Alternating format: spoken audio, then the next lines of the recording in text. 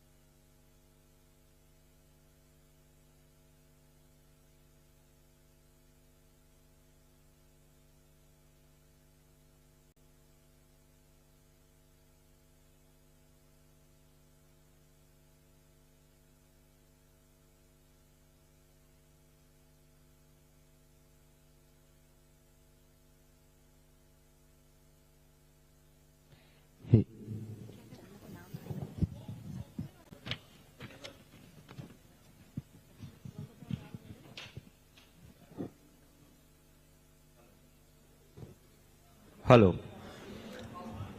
मैं जय Dubey Asian news की तरफ से और न्यूज प्लस 21 की तरफ से आप हमारे आज के सभी अतिथियों का जो इस छत के नीचे उपलब्ध हैं तहे दिल से हार्दिक अभिनंदन करता हूं। बस कुछ ही पलों में हमारे बीच में पद्मश्री श्री अनुज शर्मा जी पधार रहे हैं और गिरीश पंकज जी भी आ रहे हैं और सुधीर शर्मा जी पहुंच चुके हैं और सभी अतिथिगण पहुंच चुके हैं। जयंत नारंग जी पहुंच चुके हैं, यशवंत गोहिल जी आ चुके हैं और आप सब हमारे बीच में हैं। मुश्किल से 10 से 15 मिनट में हम प्रोग्राम को औपचारिक तौर पर शुरुआत करेंगे। रूपरेखा कुछ ऐसी है जिसमें हम पहले पैनल डिस्कशन करेंगे। बहुत जरूरी है, यह जो प्रोग्राम है छत्तीसगढ़ मध्य प्रदेश में पहली बार इस तरह का कोई आयोजन हो रहा है जिसमें हमारी चाह थी, विचार थी कि हम ऐसे लोगों को नॉमिनेशन के थ्रू लेकर के आएं और एक मंच देने की कोशिश करें जो शासन प्रशासन और हमारे समाज में सब तक पहुंच सके कि साहित्य एक बहुत जरूरी चीज है और साहित्य से लगाव और जुड़ाव होना भी आवश्यक है। साथ में शासन प्रशासन यह सोच सके कि आखिर साहित्य के क्षेत्र में कितनी संभावनाएं हैं जिसको टटोला जा सकता है, जिस पर काम किया जा सकता है। इन्हीं सब विषयों को लेकर हम उस पर चर्चा करेंगे और अपने न्यूज चैनल और पोर्टल के माध्यम से कोशिश करेंगे कि सरकार के नजर में उन सारे सवालों को लेकर के आएं ताकि जो साहित्य है, क्षेत्र है साहित्य का, उसमें ज्यादा से ज्यादा लोग रुचि लें। और यह जो अनछुआ सा एक क्षेत्र है जिसमें लोगों की दिलचस्पी मन से तो होती है लेकिन धन से नहीं होती, क्योंकि इसमें बहुत ज्यादा धन की मात्रा नहीं होती, इसलिए लोग अलग अलग विधाओं में बट जाते हैं। यह हमारी सोच रही है और इसीलिए एशियन न्यूज और न्यूज प्लस 21 ने इस प्रोग्राम को करने की चाह रखी और भगवान नारायण के आशीर्वाद से हम इस प्रोग्राम को आज आप सबके बीच में कर पा रहे हैं। और यह बहुत ज्यादा तड़क भड़क डांस ड्रामा वाला प्रोग्राम नहीं है। हमारे बीच में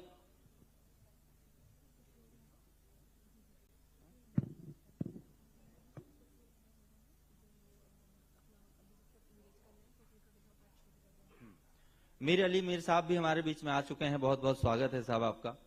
तो जैसा कि मैं कह रहा था, हमारी बस इतनी सी चाहत है और यह कोई डांस ड्रामा सांस्कृतिक कार्यक्रम नहीं है जिसमें हम यहाँ पे 200-500 लोगों को की भीड़ जुटाएं।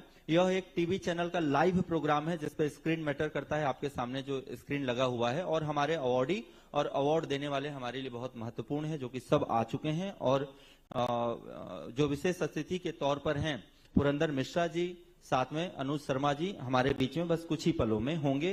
गिरीश पंकज जी भी बस पहुंच रहे हैं। इस बीच में अभी हमारे पास लगभग 10 मिनट का समय है, 10 से 15 मिनट का। तो अगर किसी की कोई ऐसी इच्छा हो कि कोई अपना व्यंग, कोई कविता, कोई भी लेखन पठन कुछ अगर वह सुनाना चाहते हैं तो उनका स्वागत है, वो मंच पर आ जाएं और अपने प्रतिभा का यहाँ पे बिल्कुल अपने प्रतिभा को दिखाएं, बताएं, चाहे वो व्यंग के तौर पर हो या कविता के तौर पर हो या कोई लेखन पठन मोटिवेशन जिस भी हिसाब से हो। तो स्वागत है। एक 1 बाय 1 आप प्लीज अपना नाम या हाथ उठाएंगे। हमारे बीच में पूनम और आहना है जो आपको ससम्मान यहाँ पर लेकर और आपको मन से आप अपने कविता का पाठ कर सकते हैं।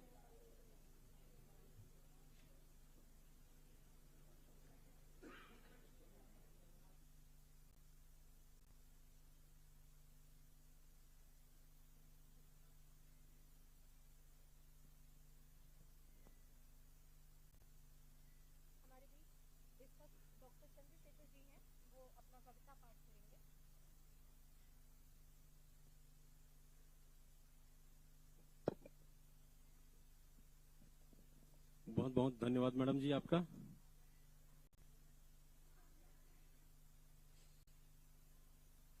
आज के इस कार्यक्रम में आप सभी का हार्दिक स्वागत अभिनंदन करता हूं।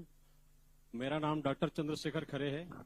मैं पेशे से वरिष्ठ कृषि वैज्ञानिक हूं। कृषि अनुसंधान केंद्र जांजगीर मेरी पदस्थापना है और चूंकि मैं किसान परिवार के किसान का बेटा हूं और जमीन से जुड़ा हुआ व्यक्ति हूं तो आप सभी को पुनः सहृदय प्रणाम करता हूं। और आज के इस कार्यक्रम में जो एशियन न्यूज चैनल जा रहा है, इतना बड़ा जो कार्यक्रम हम जैसे ग्रामीण क्षेत्रों को भी यहाँ तक इस रायपुर जैसे मंच में अवसर दिया है, इसके लिए उनको हृदय की गहराइयों से मैं बहुत बहुत धन्यवाद ज्ञापित करना चाहूंगा।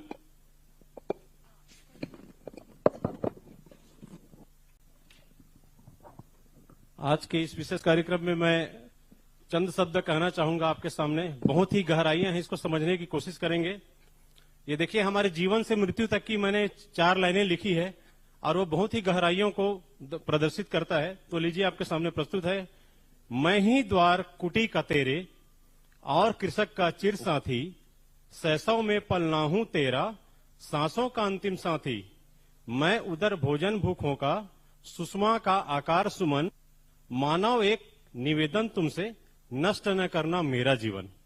आप सभी शायद समझ गए होंगे, ये एक वृक्ष की अभिलाषा है जो ये कहता है कि हमारे बचपन में हमारे घर का जो द्वार है वो भी रहता है, और कृषक का चिर साथी यानी कि जो हल है वो भी लकड़ी से शुरुआत होती है, और सैसों में पलना ही, हम बचपन में जब रहते हैं तो हमारा पलना भी लकड़ी का बना होता है, और उदर और भोजन जो भूखे रहते हैं उनको भी फल इत्यादि वृक्ष से ही, और मौना एक निवेदन। और उन्होंने अंत में ये निवेदन भी मानव से कि अभी लगातार जो है डिफॉरेस्टेशन हो रहा है, अभी जो पेंड्रा क्षेत्र में आज जहां भी है, तो मैं आप सभी से हृदय की गहराई से अनुरोध करना चाहता हूं, क्योंकि मैं कृषि वैज्ञानिक हूं। वातावरण एनवायरमेंटल, अभी आपने देखा कोरोना का इतना बड़ा हमने बहुत ही घातक पीरियड झेला है। तो श्वास यदि आपके पास है तभी आपका जीवन है, जहां श्वास कटी वहां आपका जीवन नष्ट। थैंक यू, धन्यवाद। सुंदर कविता थी सर आपकी। इसके अलावा हमारे साथ साहित्य सृजन संस्थान से बहुत सारे कवि हैं, कवियत्री भी हैं। उनमें से कोई एक मैम है, वो आना चाहती हैं। बिल्कुल आइए। बस 10 मिनट के अंदर हम कार्यक्रम ऑन एयर करने जा रहे हैं।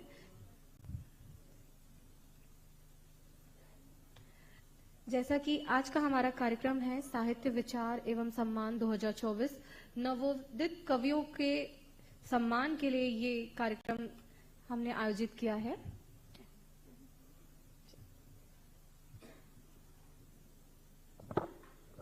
हेलो, आप सभी को मेरा सादर नमस्कार।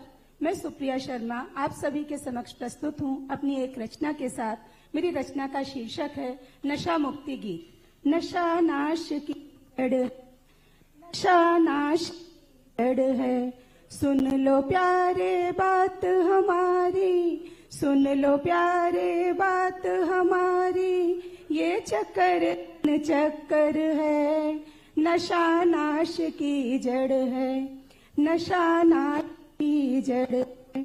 शुरुआत में लगे ये प्यारा प्यारा, शुरुआत में लगे ये प्यारा प्यारा, फिर विष घोले धीरे धीरे, फिर विष घोले धीरे धीरे, ईश्वर ने दी जो स्वस्थ सुंदर काया, ईश्वर ने दी जो स्वस्थ सुंदर काया, जर जर कर दी की लत ने, जर जर कर दी नशे की लत ने, धुआं हो गई जिंदगी, धुआं धुआं हो गई जिंदगी। परिवारों की बलि चढ़ी, परिवारों की बलि चढ़ी, पीकर जब घर आते हैं, बच्चे छिप जाते हैं डर कर, बच्चे छिप जाते हैं डर कर। नशा जड़ है, नशा नाश की जड़ है, कैंसर जैसा रोग दिया, मुख का सा बदला, कैंसर जैसा रोग दिया, मुख का नक्शा बदला, फेफड़ों का करे ये नाश, करे ये नाश, मस्तिष्क न रहे में, नशा नाश की जड़ है, नशा नाश की जड़ है। युवा होते ताकत देश की, युवा होते ताकत देश की, होश खो रहे इस नशे की लत में, होश खो रहे इस नशे की लत में। यौवन है आकर्षण जीवन का, यौवन है आकर्षण जीवन का, नशे ने किया है घायल सबको, नशा नाश की जड़ है, नशा नाश की जड़ है। ध्यान योग से रहे निरोगी, ध्यान योग से रहे निरोगी। छोड़े इस नशे की लत को, छोड़े इस नशे की लत को, अपनी ताकत को पहचानो, अपनी ताकत को पहचानो। मत झोंको इस नशे की लत में, मत झोंको इस नशे की लत में। नशा नाश की जड़ है, नशा नाश की जड़ है। Thank you so much. धन्यवाद। मैं आप सभी से रिक्वेस्ट करूंगी कि 2-2 मिनट के समय में अपना कुछ कविता पाठ है तो जरूर करें। इसके साथ ही ये भी आपको बताना चाहूंगी कि पद्मश्री अनु शर्मा जी बस कुछ ही देर में हमारे बीच में उपस्थित होंगे और हम कार्यक्रम की शुरुआत करेंगे। इसके अलावा हमारे साथ अभी डॉक्टर मीर अली मीर जी आ चुके हैं, सुधीर शर्मा जी आ चुके हैं, जया जादवानी जी हमारे बीच मौजूद हैं। हम कुछ ही समय में इस कार्यक्रम की शुरुआत करने जा रहे हैं।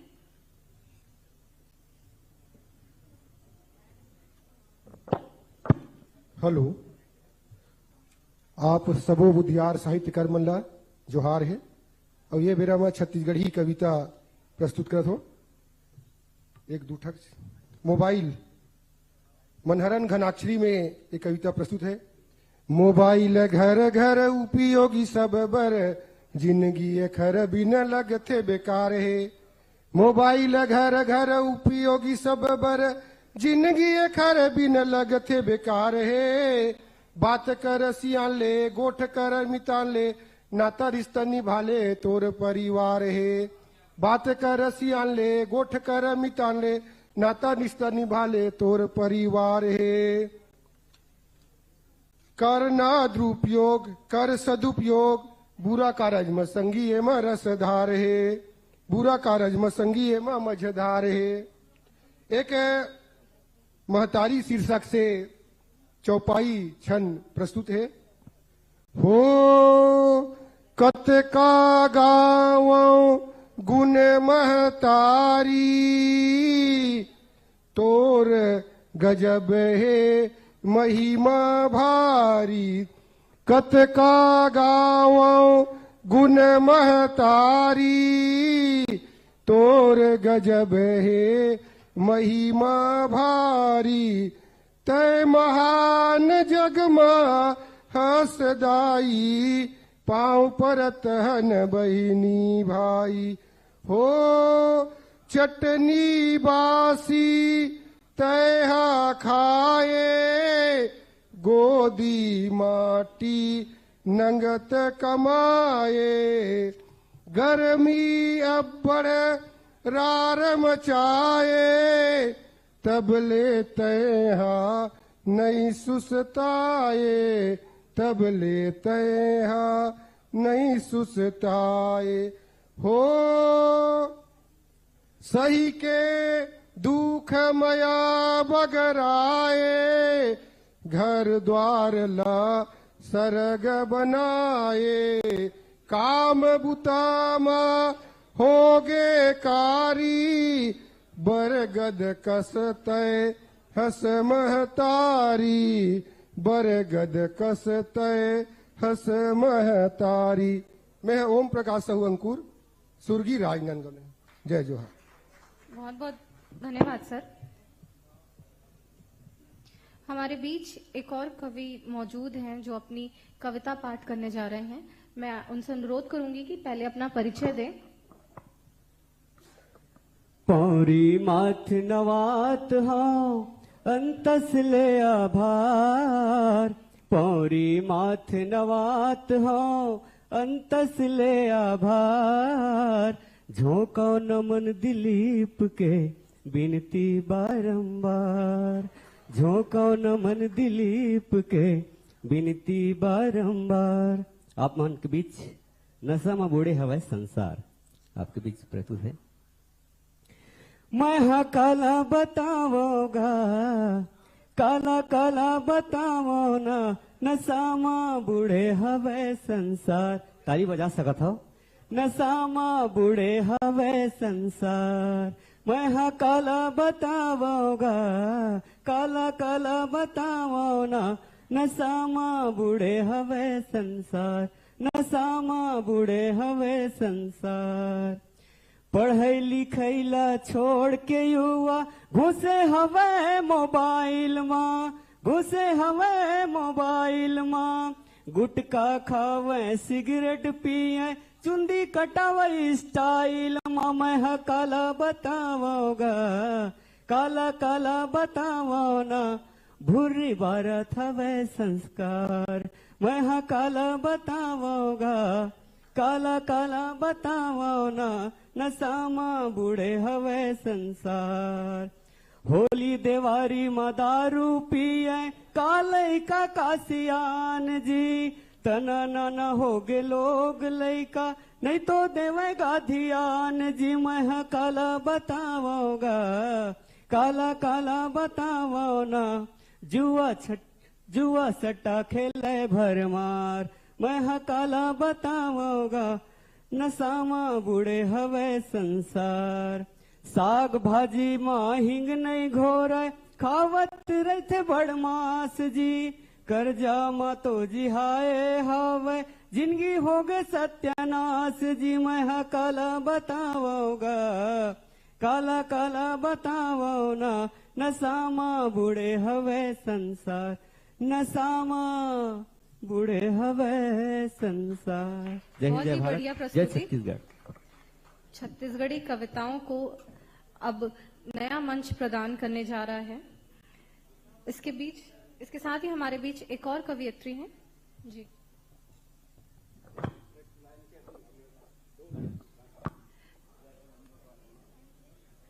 नमस्कार, शारदे का वंदन करती हूँ, आप सभी का अभिनंदन करती हूँ और सीधे अपने गीत को प्रारंभ करती हूँ। ओ मेरे देशवासियों, मेरी ये बात सुन लो तुम। ओ मेरे देशवासियों, मेरी ये बात सुन लो तुम। जरा अभी संभल जाओ वरना पछताओगे तुम कि हम उस देश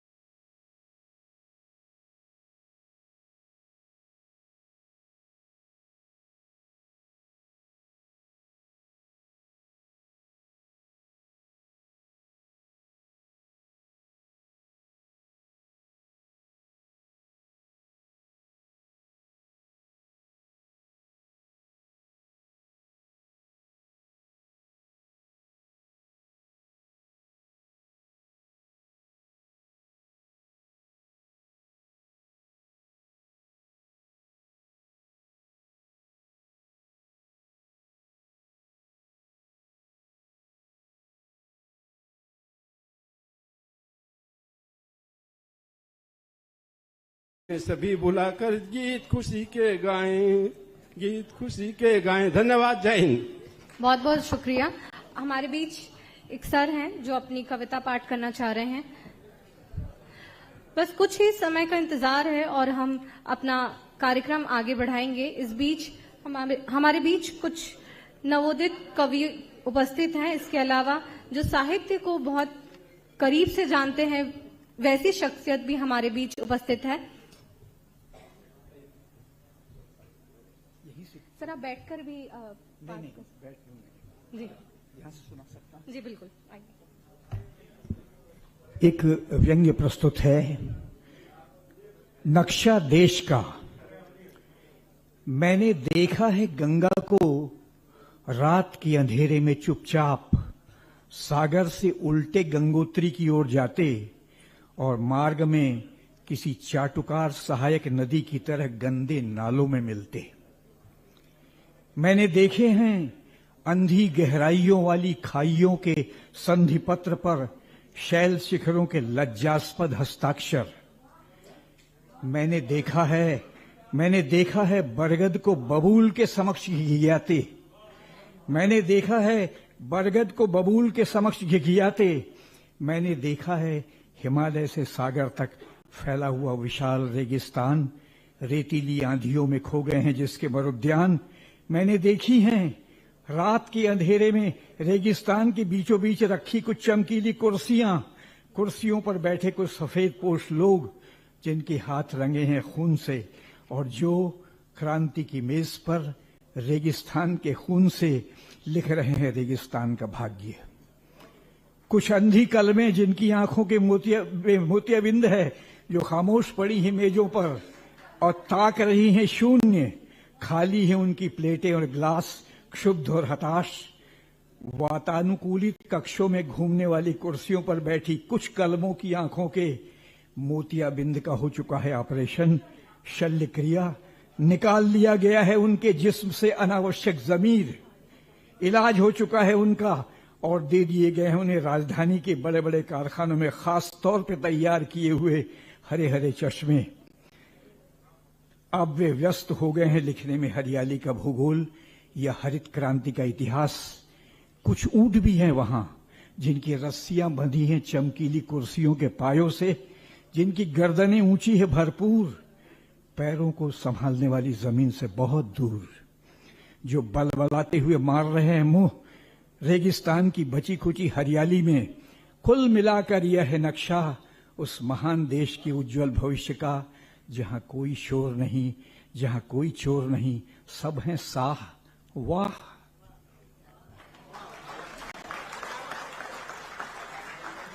मैं बस्तर की भूमि का हूं। सुरेंद्र रावल नाम है मेरा।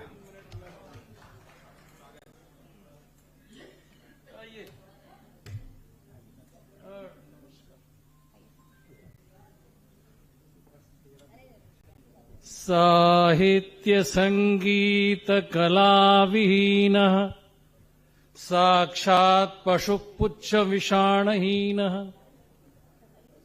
पशु का मतलब केवल चौपाया नहीं होता है। पशु का मतलब अज्ञान की पास से बंधा हुआ होता है। जिस मनुष्य में साहित्य नहीं है, संगीत नहीं है, कला नहीं है, वो साक्षात पशु है। उसमें केवल 3 चीज की कमी है, 2 सींग नहीं है और 1 पूंछ नहीं है।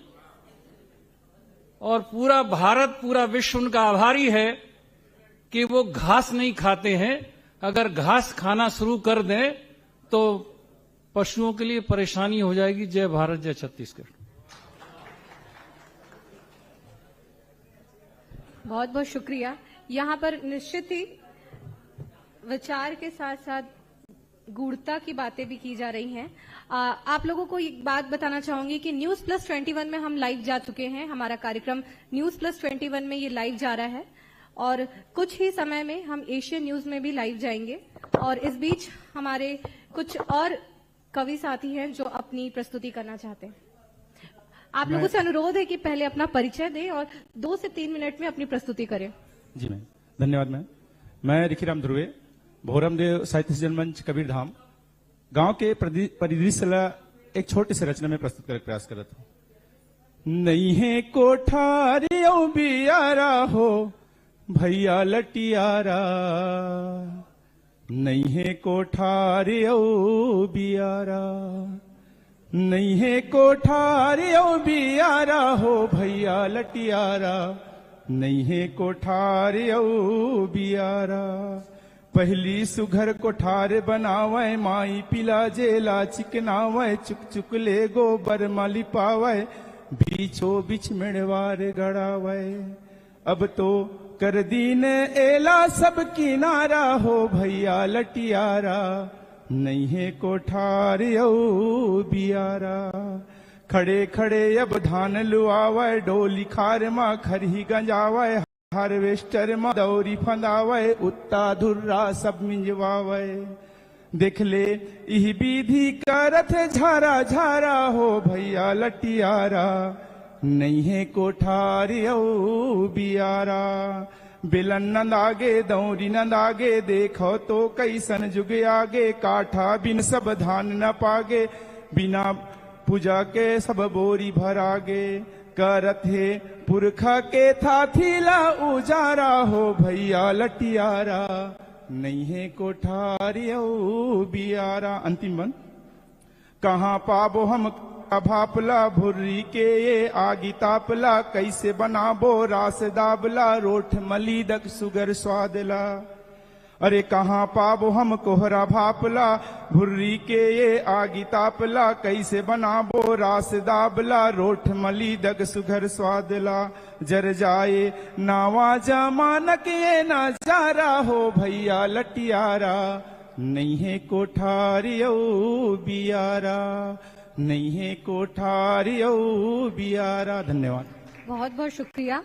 हमारे बीच दो और कवियत्री हैं, वो अपना कविता पाठ करेंगी।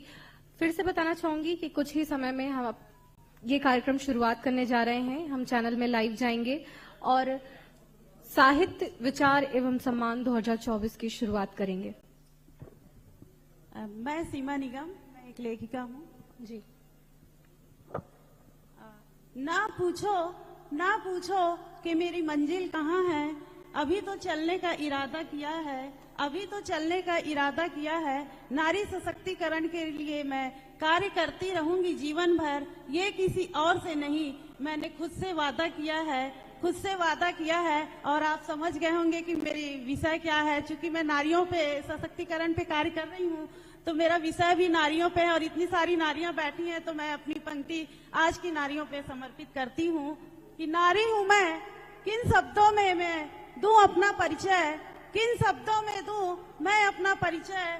कहीं गृह लक्ष्मी हूँ तो कहीं पराया धन, कहीं गृह लक्ष्मी हूँ तो कहीं पराया धन, कहीं देवी स्वरूपा तो कहीं पैर की जूती समान, कहीं देवी स्वरूपा तो कहीं पैर की जूती समान, कहीं जीने का संबल तो कहीं दर्द का समंदर, कहीं हंसती हुई तो कहीं रोती सदा मैं, कहीं रोती हुई तो कहीं हंसती हुई सदा मैं, कहीं तन्हा उदास तो कहीं बसंत बहार, कहीं समस्या सुलझाती हुई तो कहीं सिहरती सहमती मैं, दाम्पत्य कहीं सहेजती तो कहीं बिखरता दाम्पत्य मेरा, कहीं पिता पति के नाम पर तो कहीं जगमग व्यक्तित्व मेरा, कहीं कुशल गृहिणी हूँ मैं तो कहीं कैरियर वुमेन हूँ, कहीं अर्धांगिनी हूँ तो कहीं वस्तु स्वरूप मेरा, कहीं कथा बाँचती हूँ मैं तो कहीं होठ सिले मेरे। नियति के इस मंच पर परिचय यही मेरा, जीवन के संघर्षों से समस्या सुलझाती संभलती संघर्ष करती जीवन के दौराहे पर खड़ी आज की नारी हूँ मैं, आज की नारी हूँ मैं। धन्यवाद। हमारे बीच आरडी अहिरवार जी मौजूद हैं, वो अपना कविता पाठ करेंगे। मैं उन्हें भी आमंत्रित करना चाहूंगी। समय की कुछ कमी है, 5 मिनट के अंदर हम लाइव जाएंगे। आपसे अनुरोध है कि जल्द से जल्द अपना कविता पाठ करें। कुछ ही देर में हम लाइव जाएंगे और कार्यक्रम की शुरुआत करेंगे। हमारे बीच हैं आरडी अहिरवार जी।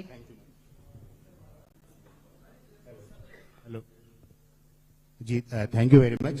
एक गजल, चूंकि समय कम है, कि विपरीत टीप कोई भी अंकित ना कीजिए, विपरीत टीप कोई भी अंकित ना कीजिए, फाइल हमारे प्यार की लंबित न कीजिए, फाइल हमारे प्यार की लंबित न कीजिए, कि देवी हो प्यार की मेरे दिल में बसी हैं आप, देवी हो प्यार की मेरे दिल में बसी हैं आप, दर्शन से आपके मुझे वंचित न कीजिए।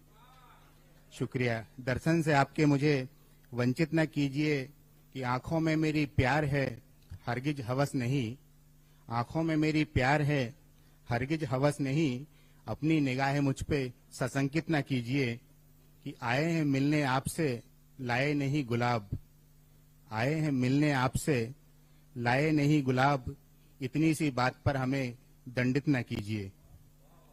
जी शुक्रिया। कि आएंगी काम आपको तन्हाइयों के वक्त, आएंगी काम आपको तन्हाइयों के वक्त,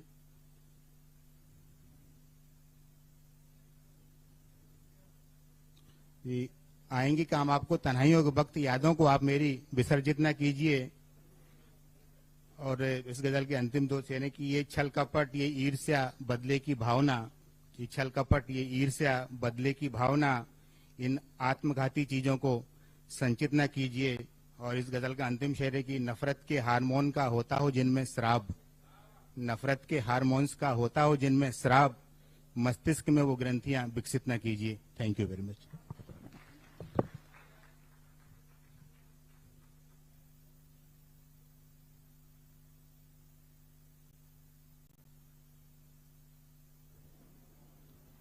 बहुत ही सुंदर प्रस्तुति। शब्द जब अर्थ से मिलने जाता है, सवर कर किसी वर्षा, गोधली बेला में जब भाव ढलता है, मंदिर की सीढ़ियों पर सूरज की तरह गुंजायमान होती मन की शहनाई, मंदिर की सीढ़ियों पर सूरज की तरह गुंजायमान होती मन की शहनाई, तो लिपटे वर्ण मंत्र बन जाते। इस सहयति से जन्मे साहित्य का वरद आनंद फिर हम हैं पाते, जो मृत्युलोक की प्रपंचनाओं का गान सुनाता रहता है, निर्जन मन में जब भटको तो एक बार राह दिखाता रहता है। गर साहित्य जन्म नहीं लेता, गर साहित्य जन्म नहीं लेता, फिर भला हम ये जीवन कहां से पाते, फिर भला हम ये जीवन कहां से पाते। नमस्कार, मैं पूनम आप सभी का आज के कार्यक्रम साहित्य विचार एवं सम्मान 2024 में स्वागत करती हूं। साहित्य जिसे समाज का प्रतिबिंब माना गया है, अनादिकाल से साहित्य अपने इसी धर्म का पूर्ण निर्वाह करता चला आ रहा है, जो समाज के विभिन्न रूपों का चित्रण और स्वस्थ कल्पना द्वारा समाज के विभिन्न पहलुओं का विवेचन करता है। साहित्यकार भी उसी समाज का प्रतिनिधित्व करता है और समाज से पूर्णतः निरपेक्ष या तटस्थ रहकर साहित्य सृजन करता है। आज एशियन न्यूज और न्यूज प्लस 21 के सौजन्य से हम साहित्य, कला और संस्कृति के नायकों को सम्मानित करने के एक ऐसे ही अवसर पर एकत्रित हुए हैं। इस विशेष आयोजन की सफलता के लिए आप सभी के साथ की आशा लेकर इस कार्यक्रम की शुरुआत करते हैं। तालियों के साथ एक बार इस कार्यक्रम की शुरुआत करते हैं। साहित्य विचार एवं सम्मान अवार्ड 2024 के तहत हम ऐसे ही साहित्यकारों को सम्मानित करने जा रहे हैं जिन्होंने अपने कार्यों से समाज और साहित्य को समृद्ध किया है। हम ऐसे सभी साहित्यकारों का तहे दिल से स्वागत करते हैं। इस कार्यक्रम की शुरुआत करने से पहले मैं हमारे अतिथियों से अनुरोध करूंगी कि वे आज दीप प्रज्वलन के साथ इसके कार्यक्रम की शुरुआत करें। इसके लिए मैं मीर अली मीर सर, डॉक्टर सुधीर शर्मा, गिरीश पंकज जी, जया जादवानी जी, मीर अली मीर सर सभी से अनुरोध करती हूं कि वे आएं और इस कार्यक्रम की शुरुआत करें। जैसे दिया और बाती एक दूसरे के बिना अधूरे हैं, वैसे ही साहित्य और विचार एक दूसरे के पूरक हैं। साहित्य का दिया जलाए रखने के लिए विचार रूपी बाती का होना जरूरी है।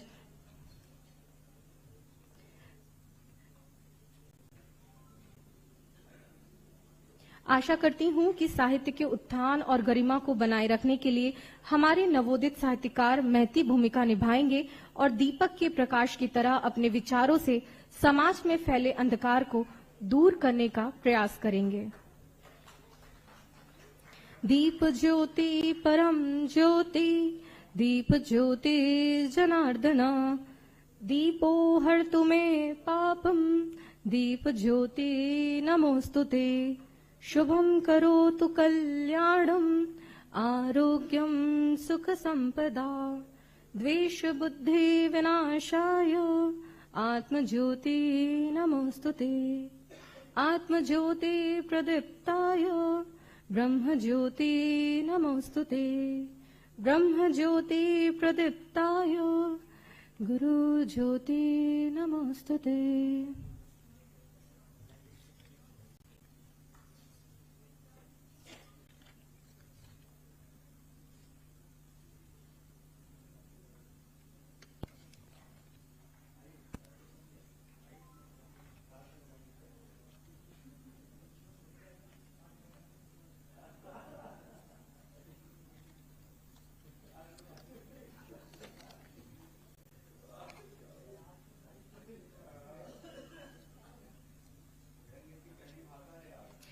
कार्यक्रम शुरुआत करने के पहले एक बार आप सभी को इसकी रूपरेखा से अवगत कराना चाहूंगी। साहित्यकारों के सम्मान के लिए कुछ श्रेणियां निर्धारित की गई हैं, जिनमें आजीवन उपलब्धि, साहित्यिक उत्कृष्टता, क्षेत्रीय और सांस्कृतिक साहित्य, डिजिटल और तकनीकी साहित्य, शैली विशेष सम्मान, सांस्कृतिक और भाषाई योगदान शामिल है। इन सभी कैटेगरी में हमें 156 प्रविष्टियां प्राप्त हुई, जिनमें हमारी ज्यूरी ने 28 प्रविष्टियों को चुना है। हमारी ज्यूरी में आदरणीय गिरीश पंकज जी और आदरणीय सुधीर शर्मा जी शामिल रहे। उनके इस विशेष सहयोग के लिए एशियन न्यूज और न्यूज प्लस 21 की टीम उन्हें धन्यवाद करती है। साहित्य विचार के तहत आज हम कुछ साहित्यकारों से चर्चा करेंगे, जिनमें डॉक्टर चितरंजन कर, डॉक्टर जयेंद्र नारंग, गिरीश पंकज जी, सुधीर शर्मा जी, मीर अली मीर जी सभी शामिल होंगे। इसके अलावा एक और विशेष पैनल होगा, जिनमें कार्यक्रम के मुख्य अतिथि पद्मश्री अनु शर्मा जी भी शामिल होंगे। तो ये थी कार्यक्रम की रूपरेखा। अब बढ़ते हैं हमारे आज के कार्यक्रम की पहली कड़ी की ओर, यानी पहले पैनल की ओर। पहले पैनलिस्ट का मैं नाम आमंत्रित करना चाहूंगी।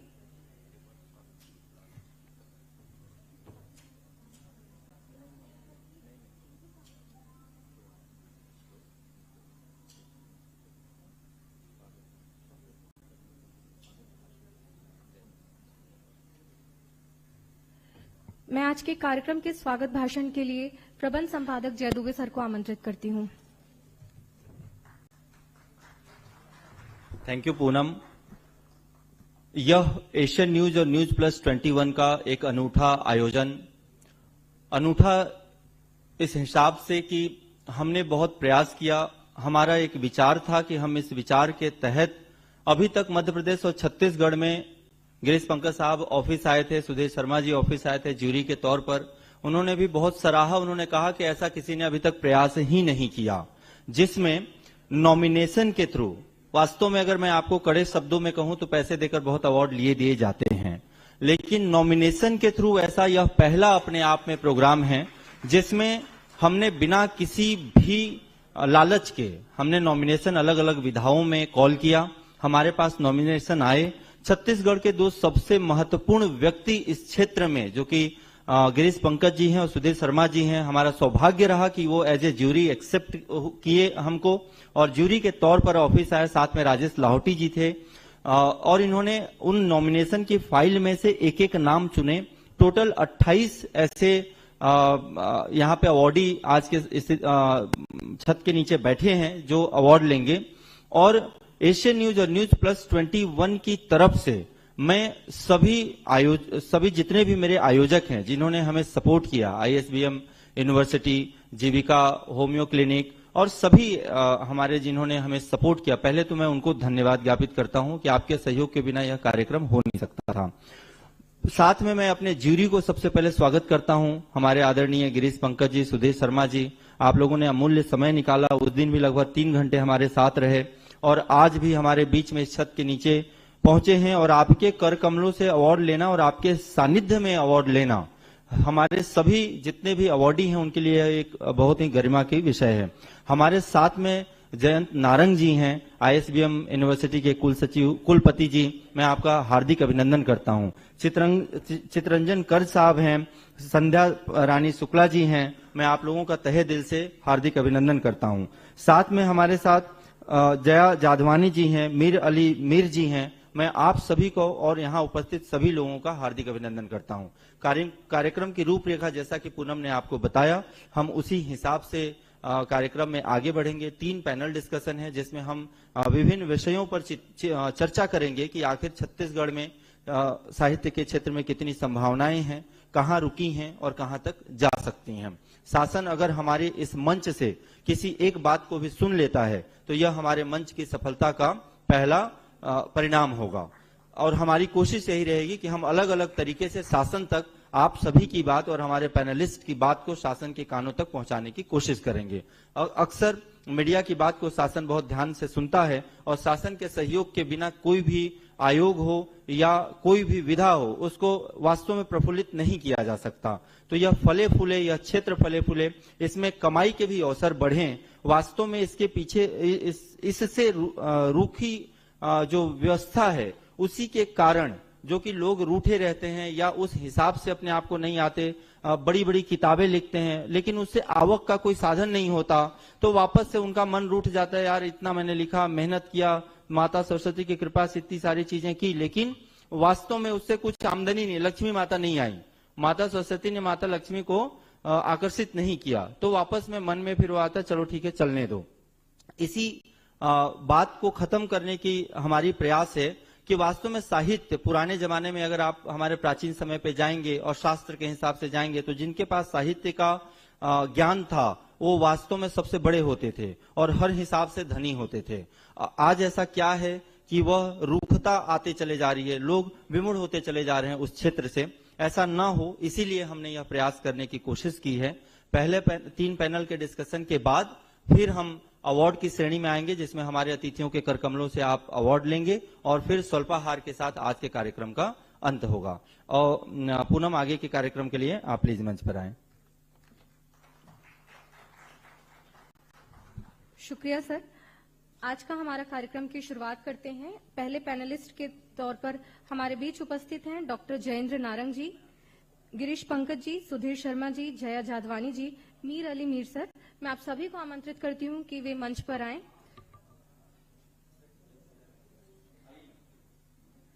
डॉक्टर जयेंद्र नारंग जी,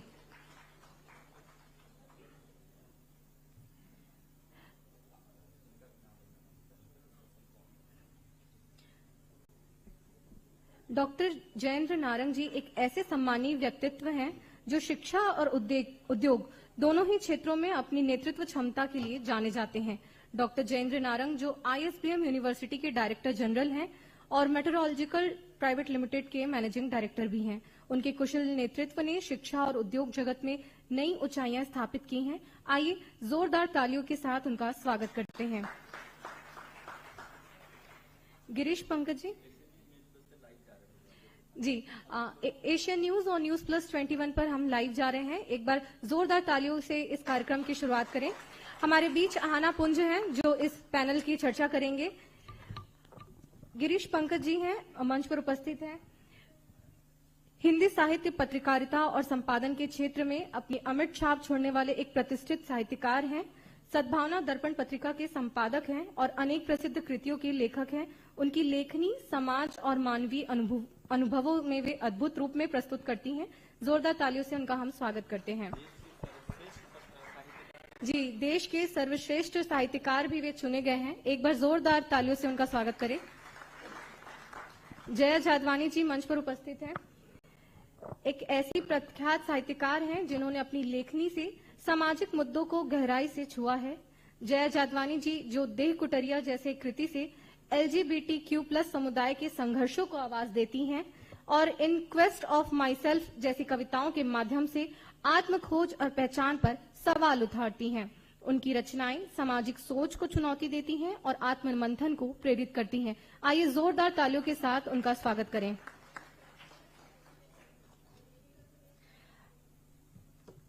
हमारे साथ डॉक्टर सुधीर शर्मा जी हैं जो साहित्य, संस्कृति और शिक्षा के क्षेत्र में गहरा योगदान दे रहे हैं। हिंदी साहित्य और भाषा विज्ञान के विद्वान, लेखक, संपादक और शोधकर्ता हैं।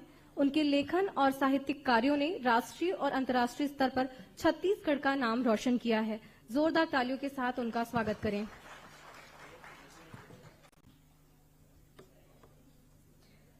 हमारे साथ मीर अली मीर सर हैं, जो छत्तीसगढ़ साहित्य का जब जब नाम लिया जाएगा उनमें मीर अली मीर जी का नाम जरूर शामिल होगा।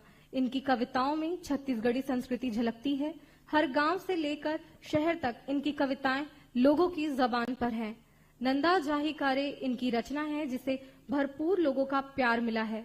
संस्कृति और सामाजिक चिंतन के गीत इनकी खासियत है। जोरदार तालियों के साथ इनका हम मंच पर स्वागत करते हैं।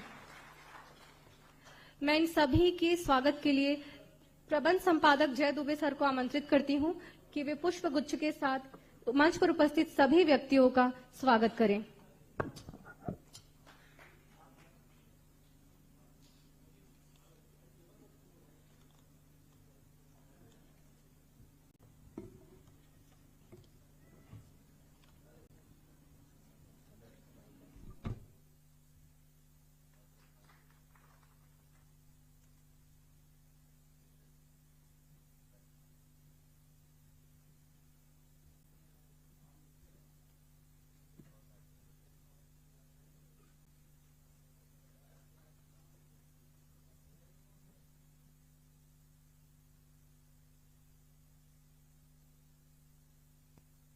इसके बाद मैं आहना से अनुरोध करूंगी कि वे आगे के मंच संचालन की जिम्मेदारी ले और इस पैनल की चर्चा को आगे बढ़ाएं।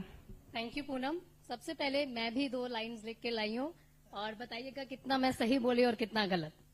जहाँ पर कलम की ताकत आपको पहचान देती है, यहाँ पे सकते हैं शब्दों में पूरी दुनिया यहाँ पर छुपी होती है शब्द में, और कलम की ताकत यहाँ पहचान देती है। कभी दर्द की पुकार, कभी खुशी का एहसास। साहित्य के इस मंच पर हर भाव का विश्वास होता है और यहीं पर इसी मंच पर वहीं हम इकट्ठे हुए हैं साहित्य के अपने अनमोल संसार को सम्मानित करने के लिए। साथ ही साथ क्योंकि यहाँ पर हर रचना, हर विचार का एक अपना इतिहास रहा है, हर शब्द का आप कह सकते हैं अपना इतिहास रहा है, और शब्दों के जादूगरों के अनुभवों और विचारों के लिए ही ये मंच आज हमारी तरफ से सजाया गया आप सभी के लिए।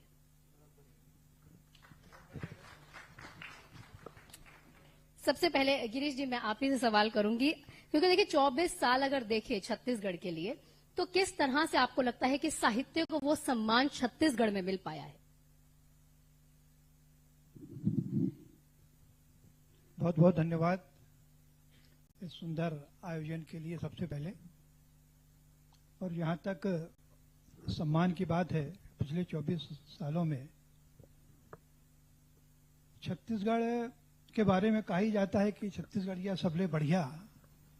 तो यहाँ तो ये 24 साल की बात है, लेकिन पिछली एक शताब्दी अगर हम देखते हैं तो छत्तीसगढ़ में साहित्य को लेकर के अनेक गंभीर लेखक यहाँ हुए हैं।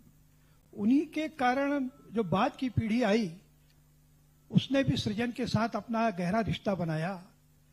एक लंबी परंपरा है छत्तीसगढ़ की, काव्य परंपरा 600 साल पुरानी है, और आधुनिक हिंदी गद्य और काव्य के क्षेत्र में भी छत्तीसगढ़ में अनेक प्रतिभाएं हुई हैं। बहुत सारे नाम मैं गिना सकता हूं। हिंदी गद्य की पत्रकारिता शुरू करने वाले माधवराव सप्रे से लेकर लोचन प्रसाद पांडे, मुकुटधर पांडे, बहुत सारे लोग हुए हैं। उस परंपरा से आगे बढ़ते हुए जो हमारा राज्य बना, जिसके लिए एक वैचारिक आंदोलन वर्षों से चल रहा था कि छत्तीसगढ़ को राज्य बनना चाहिए, क्योंकि उसमें वो पात्रता है, उसमें वो फर्टाइल है, वो मेधा है। इसीलिए जब माधवराव सप्रे ने 1900 में पत्रकारिता की शुरुआत की छत्तीसगढ़ से, तो अपने अखबार का नाम रखा छत्तीसगढ़ मित्र। तो वो जो नींव है वहां से पड़ गई थी छत्तीसगढ़ की। और फिर खूबचंद बघेल, तमाम सारे लोग, ठाकुर प्यारे लाल, एक लंबी सूची है जिन्होंने छत्तीसगढ़ आंदोलन को हवा दी और उस विचार को आगे बढ़ाया। और फिर 24 साल पहले अंततः अटल बिहारी वाजपेयी जी को घोषणा करनी पड़ी। ये एक ऐसा छत्तीसगढ़ राज्य है जहां राज्य के लिए हिंसा नहीं हुई, वैचारिक प्रतिरोध होता रहा, लेकिन कभी हिंसा नहीं हुई जैसे उत्तराखंड या दूसरे राज्यों में हुआ। तो बहुत शांति प्रिय प्रदेश रहा। तो 24 साल पहले जब छत्तीसगढ़ बना तो स्वाभाविक है, जब नया राज्य बन गया, हमारे हिस्से का पूरा हिस्सा पहले बढ़ जाता था, मध्य प्रदेश चला जाता था। अब पूरा हिस्सा जब हमें मिलने लगा तो सिर्फ आर्थिक हिस्सा ही नहीं, वैचारिक हिस्सा भी।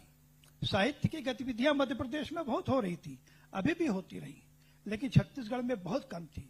लेकिन राज्य बनने के बाद एक वातावरण बनना शुरू हुआ, अकादमियां बननी शुरू हुई, विभिन्न संस्थाएं गठित हुई, सरकारी संस्थाएं, राजभाषा आयोग बना, साहित्य अकादमी बनी और भी बहुत सारे, छत्तीसगढ़ ग्रंथ अकादमी बनी, पाठ्य पुस्तक निगम बना। एक सिस्टम में छत्तीसगढ़ आने लगा और स्वाभाविक है जब संस्कृति विभाग सक्रिय हुआ तो छत्तीसगढ़ के सुदूर गांव-गांव के लोगों को सरकार ने बुलाना शुरू किया, उन्हें पुरस्कृत करना शुरू किया। बहुत महापुरुषों के नाम से सम्मान 2-2 लाख के शुरू हुए, तो एक वातावरण बना।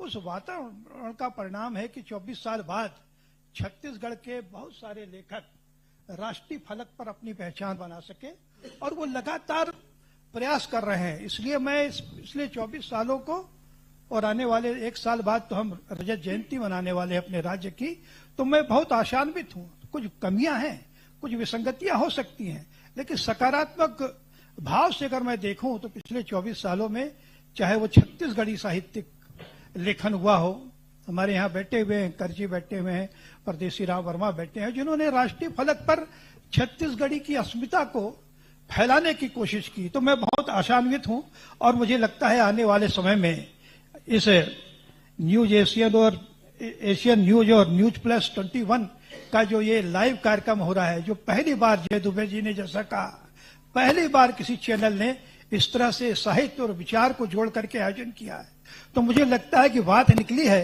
तो फिर दूर तलक जाएगी और छत्तीसगढ़ के साहित्य कला का और अधिक उन्नयन होगा। मीर अली जी, देखिए जिस तरह से पहले देखा जाता था, हमेशा ये बात बोली जाती थी कि जो सम्मान पहले मिलता था, क्योंकि साहित्य को दर्पण भी कहा जाता है समाज का, क्या ऐसा है कि वो जिस तरह से समय आगे बढ़ता जा रहा है तो क्या वो सम्मान कम हो रहा है या वो जगह नहीं मिल पा रही है साहित्य को? मीर जी, सर मीर जी। हेलो,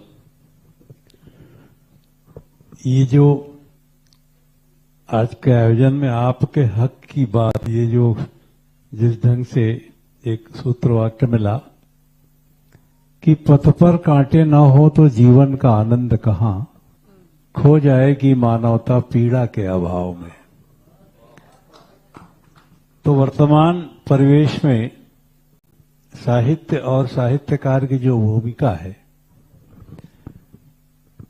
वो समाज के लिए बहुत उपयोगी जान पड़ रहा है। हमने छत्तीसगढ़ राज्य बनने के बाद जिस ढंग से हमारे साहित्यकारों ने और नवयुवक जो नव कलमकार हैं, इन लोगों ने मेहनत की है अपने राज्य के लिए, अपने छत्तीसगढ़ राज्य के लिए, व्यवस्था के प्रति, और साहित्य को सम्मानजनक श्रेणी में लाने के लिए हमारे जो पुरोधा लेखक मंच में सामने बैठे हुए इन लोगों ने बड़ी सक्रियता से अपनी भूमिका निभाई है।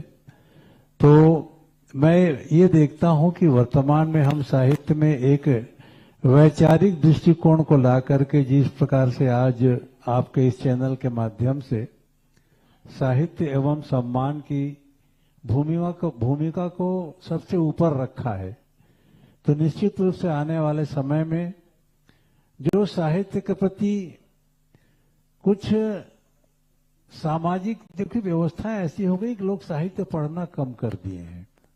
आजकल सबके हाथ के एक मुट्ठी में साहित्य बंद होकर रहना चाह रहा है, लोग उसी में व्यस्त हो गए हैं। वहीं सामान्य ज्ञान में नॉलेज और इंटेलिजेंसी, ये दो चीजों में जो डिफरेंस है वो देखने में आ रहा है।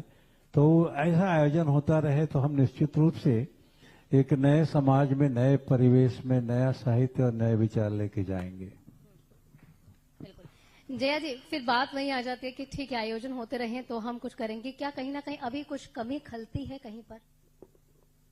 जी, कमी तो बहुत खलती है, क्योंकि मैंने ये भी देखा है कि जो वास्तविक साहित्य है वो कहीं बहुत नीचे दबा है, और जो पब्लिक सुनना चाहती है वो एक तरह का, सस्ता नहीं कहूंगी, वो होता है ना तुरंत बनाया तुरंत पेश किया, उस तरह के साहित्य का ज्यादा चलन हो गया है। फेसबुक में भी हम देखते हैं तुरंत लोग कुछ लिख देते हैं, तुरंत एक कविता रच दी जाती है और तुरंत उनको लाइक्स मिलने लगते हैं। तो आजकल आप देखेंगे कि फेसबुक पर भी लेखकों का बहुत बड़ा जमावड़ा है, जो 2-4 साल सक्रिय रहने के बाद एक तरह के लेखक घोषित हो जाते हैं। इससे क्या होता है कि जो गंभीर लेखक हैं उनकी आवाज बैकग्राउंड में चली जाती है, और जो तुरंत के बने हुए लेखक हैं उनकी आवाज जरा ऊंची होकर सामने आ जाती है। तो एक तो सोशल मीडिया का ये भी एक बुरा पहलू है जिसको हम अक्सर देखते हैं। तो ये जो आजकल के समाज में जो चल रहा है ना, मुझे ये थोड़ा सा ज्यादा अखरता है। दूसरे आप ये भी देख रहे होंगे कि अच्छी मैगजीन्स बंद होती जा रही हैं और बहुत कम मैगजीन्स बची हैं, और तो ये सब चीजें हैं जो साहित्य को लोगों तक पहुंचने नहीं देती। दूसरे लोगों की रुचि भी कुछ इसमें कम हो गई है, क्योंकि सबके हाथ में मोबाइल है और लोग विजुअल ज्यादा देखना पसंद करते हैं। छोटी छोटी रील्स, हालांकि आपका वो टाइम बहुत किल करती हैं, ये चीज आप समझते भी हैं, पर अपनी रुचि को यहाँ से निकालकर आप साहित्य की तरफ ले जाने में बहुत दिक्कत होती है। पर फिर भी मेरी ये गुजारिश उन लोगों से है जो वास्तविक साहित्य लिखना भी चाहते हैं, पढ़ना भी चाहते हैं, समझना भी चाहते हैं, कि इस विशेष सर्कल से निकलकर अगर वो सच्चे साहित्य की तरफ जाएंगे तो शायद सबके लिए बहुत अच्छा होगा। लेकिन चूंकि आप डिजिटल की अभी बात कर रही हैं, क्योंकि सबके हाथ में फोन है और ये कहीं ना कहीं कमी खलती है, तो आपको नहीं लगता कि डिजिटल माध्यम से साहित्यकारों को उस तरह का प्रचार प्रसार नहीं मिल पा रहा? जी, बहुत मिला है, पर मैंने कहा ना बहुत मिला है, पर इससे क्या है, गंभीर साहित्य जैसे जो निर्मल वर्मा जैसे राइटर हैं और गंभीर राइटर हैं और मास्टर्स हैं जिन्होंने बहुत कुछ लिखा है, समाज को बहुत कुछ दिया है, वो थोड़ा सा नीचे आ जाते हैं, और फिर बाकी जो हल्का फुल्का रहते हैं और जो सोशल मीडिया में ज्यादा एक्टिव हैं वो उभर के सामने आ जाते हैं। तो ये कहीं ना कहीं एक मुझे कमी खलती है कि जो जेन्युइन राइटर्स हैं उनको भी ऊपर आना चाहिए। बाकी आप ये बिल्कुल सही कह रही हैं कि इन्होंने साहित्यकारों को एक बड़ा प्लेटफॉर्म भी दिया है, पर मुझे लगता है कि इसको और ज्यादा बड़ा करने की जरूरत है। जी, तो सुधीर जी, जिस तरह से उन्होंने बताया है कि ठीक है, कमी कहीं ना कहीं खलती है और भी साहित्यकारों को डिजिटली आगे आना चाहिए और तमाम चीजों को देखना चाहिए।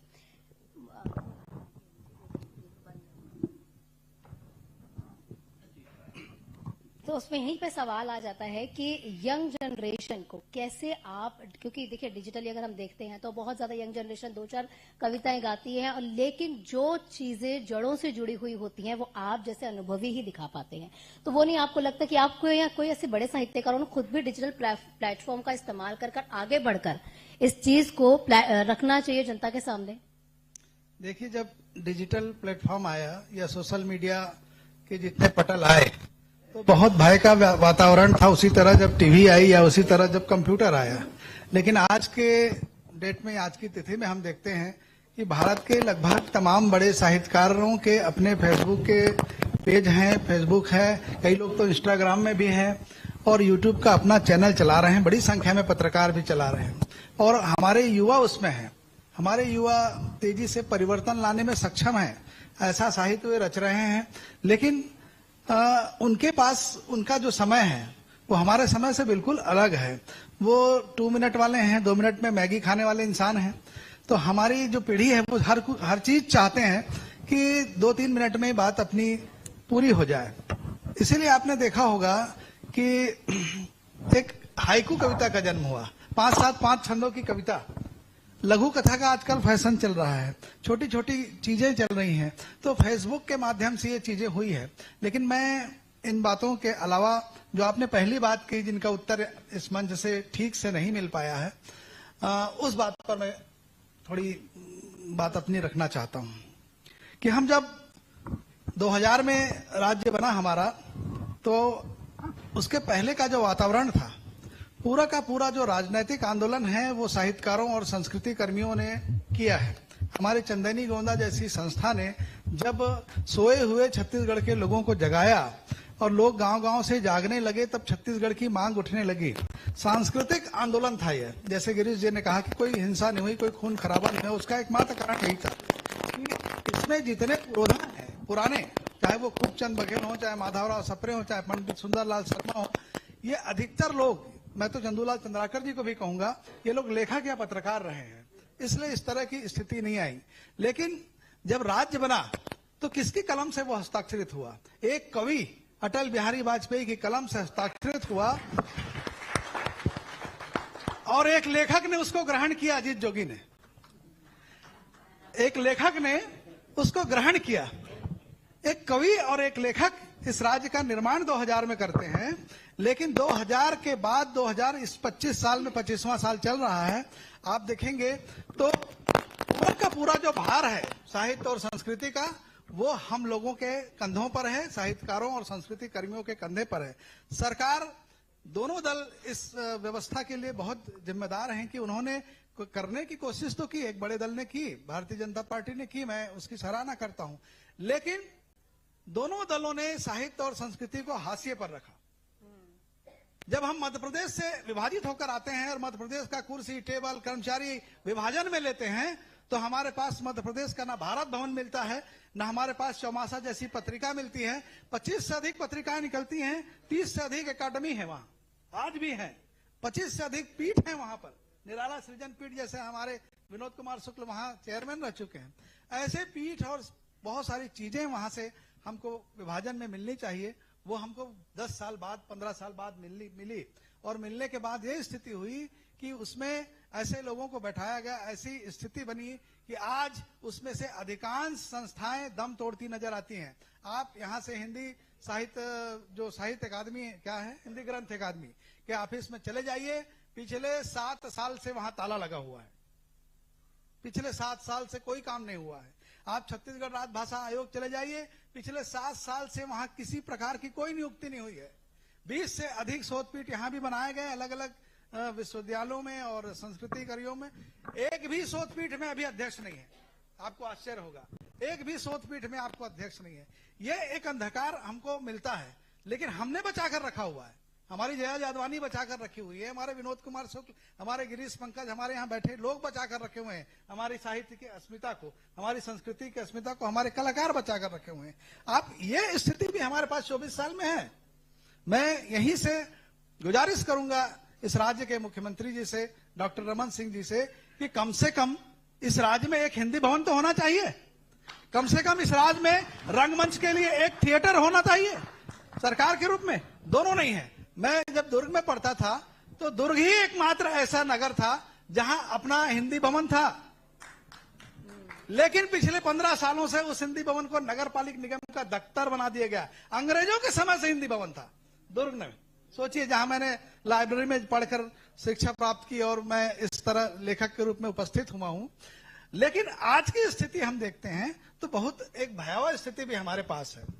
तो हम इस स्थिति को इस मंच से, इस एशियन न्यूज के मंच से हम सरकार से गुजारिश करते हैं कि इतने चुने हुए हमारे साहित्यकार यहाँ उपस्थित हैं, हमारे पैनलिस्ट हैं, सरकार को अब इस मामले में जागना चाहिए और साहित्य और संस्कृति को प्रथम प्राथमिकता देना चाहिए, क्योंकि साहित्य और संस्कृति ने ही इस राज्य का निर्माण किया है।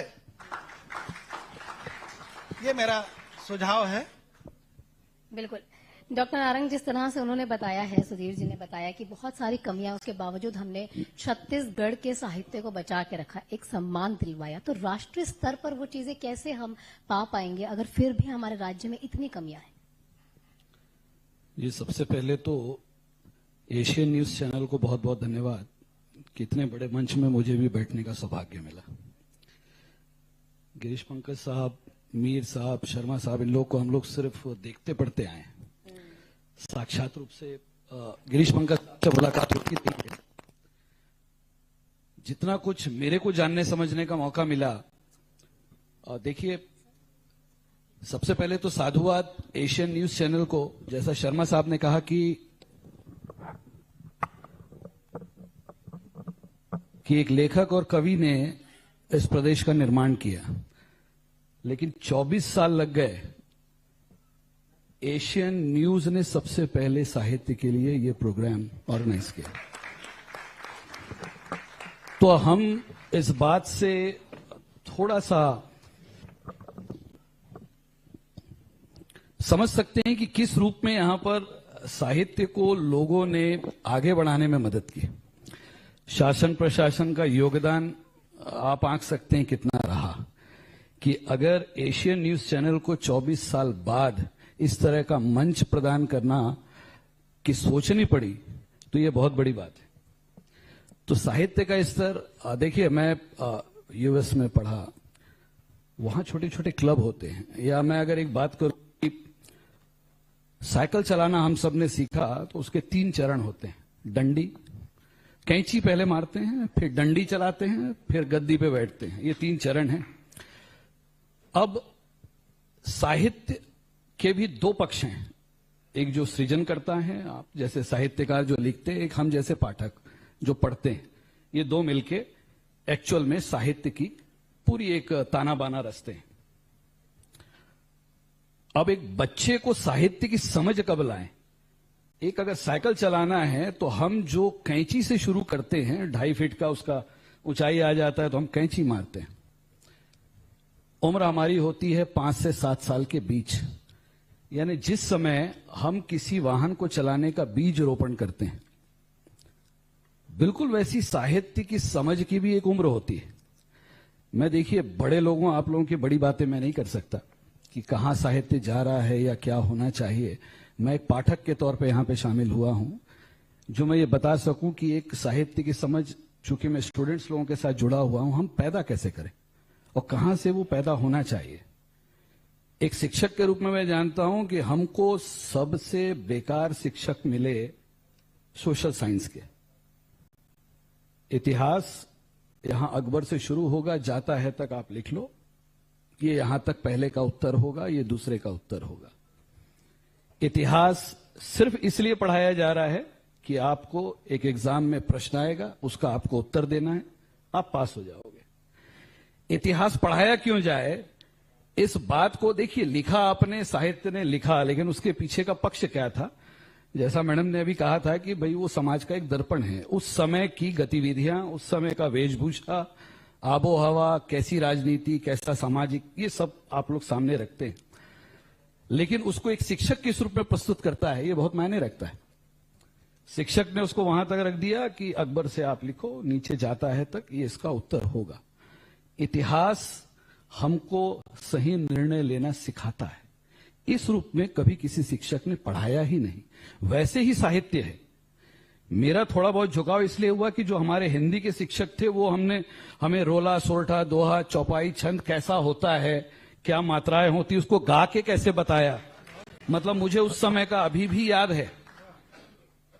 तो वो शिक्षक कैसे पैदा हो।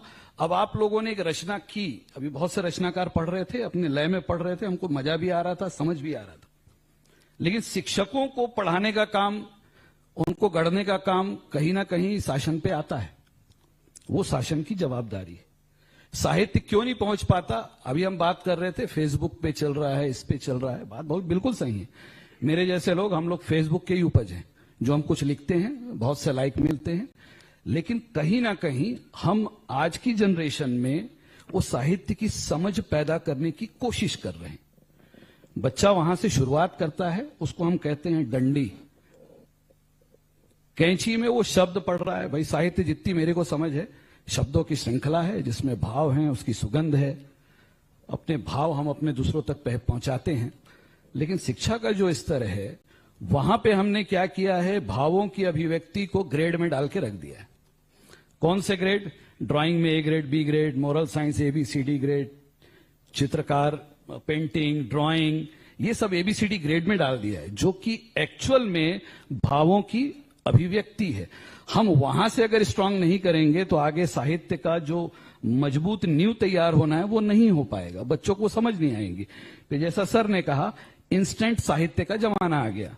100 लाइक मिले, 1000 लाइक मिले, फिर नेक्स्ट, अब अगला ढूंढो। दूसरा, फेसबुक में सबसे बड़ा दुर्भाग्य ये है कि हमको पता नहीं चल रहा हम किसका कॉपी कर रहे हैं और कहां पेस्ट कर रहे हैं, एक्चुअल में किसने लिखा है। अब उसको भी, उस पर भी चर्चा करना कि भाई साहित्य की चोरी खुलेआम हो रही है। मेरा ही लिखा हुआ कुछ वाक्य थे, अच्छे वाक्य थे, उसको कॉपी होते होते 4 साल बाद मेरे पास पहुंचा। जब मैंने लिखा तो उसमें बहुत से आए, कह रहे भाई ओरिजिनल जिसने लिखा उसका नाम तो लिख। और मुझे सफाई देनी पड़ रही, भाई मैंने ओरिजिनल लिखा। अब ये चीजें हर जगह चल रही है। इसके लिए अब शासन को हमारे माननीय अनुज जी हैं, तो वो आप लोगों को एक तरीका ढूंढना तो पड़ेगा कि भाई सही साहित्यकार के नाम के साथ सही जगह तक पहुंचे। अंतर्राष्ट्रीय स्तर पे इस पे बहुत काम होते हैं। वहां पर नैतिकता इतनी अच्छी है कि किसी और का लिखने से पहले हम जो थीसिस वगैरह करते, साइटेशन बोलते हैं, उस पे लिखते हैं। एग्जैक्टली। तो अब ये वहां पे बचपन से सिखाया गया, यहां नहीं सिखाया गया। तो ये जिम्मेदारी कहीं ना कहीं हम लोगों को शिक्षकों के थ्रू समाज में लाना पड़ेगा, तब हम साहित्य को सही रूप से आगे बढ़ाने पे कुछ काम कर पाएंगे। जिस तरह से देखिए वो भी कह रहे हैं कि भाई सिर्फ बातें यहाँ से कॉपी करते हैं, पेस्ट कर देते हैं, तो ये भी तो मान सकते हैं ना, आकर्षण भी तो कहीं ना कहीं कम हो रहा है यूथ का।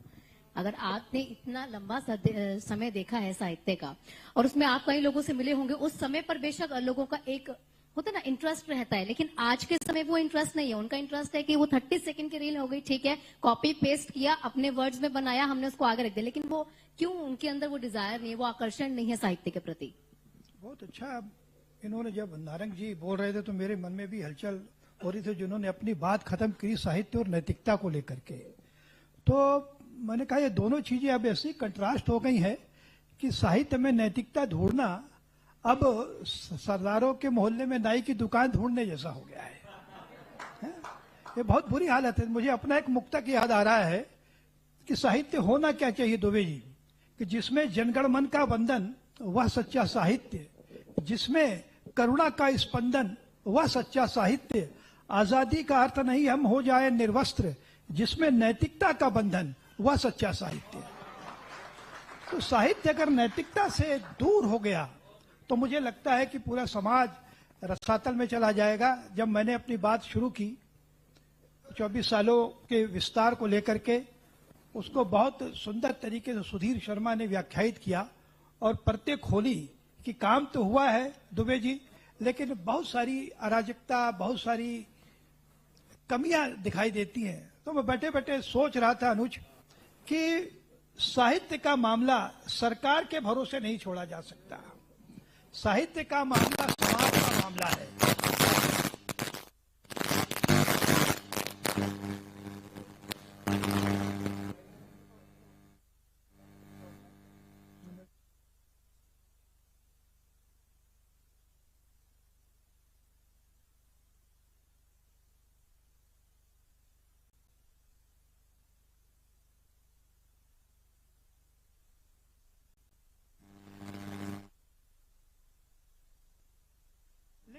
बुनियादी तौर पर देखा जाए, हमारे जितने भी पुरोधा, कुछ के नाम मैंने लिए, वो किसी भी सरकार के बलबूते आगे नहीं बढ़े। उनकी कलम की धार उन्हें राष्ट्रीय क्षितिज तक ले गई। मुकुटधर पांडे जी को मैं याद करना चाहता हूँ, जिन्होंने छायावाद शब्द का इजाद किया और कहा कि हिंदी में जो काव्य प्रवृत्ति पनपी है, जिसमें सूर्यकांत त्रिपाठी, निराला, महादेव वर्मा जी,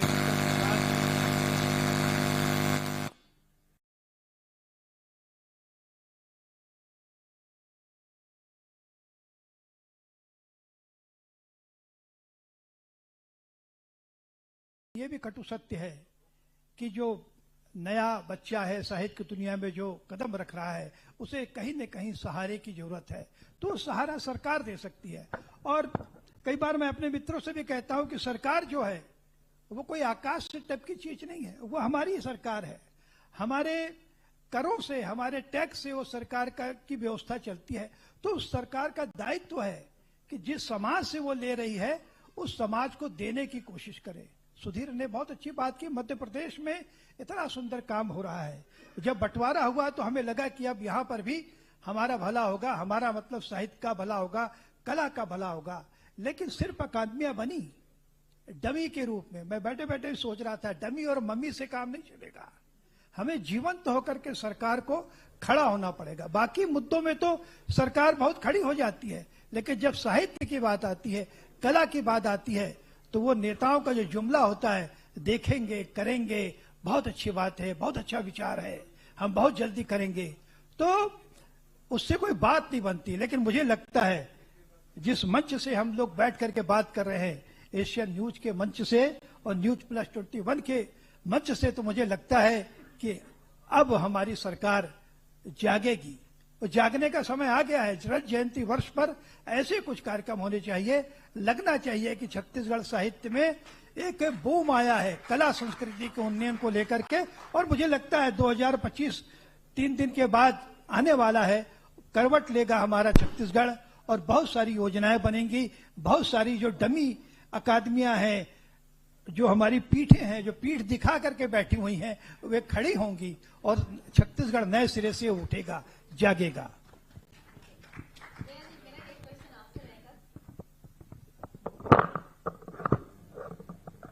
जी, क्योंकि बहुत लंबा समय आपने काम किया है, लोगों के बीच जाकर आपने सब चीजें गहराई से देखी हैं, तो आपको क्या लगता है कि जब वो सम्मान नहीं मिलता है, अगर सम्मान मिल जाता है तो उससे हमारे स्वर में कुछ बदलाव देखने को मिलता है? देखिए, जो भी राइटर है वो एटलीस्ट पैसा तो मिलता नहीं है, सम्मान का अधिकारी तो है। अगर उसको सम्मान भी नहीं मिलता तो उसके पास कौन सा मोटिवेशन है, वो क्यों ये काम करना चाहेगा?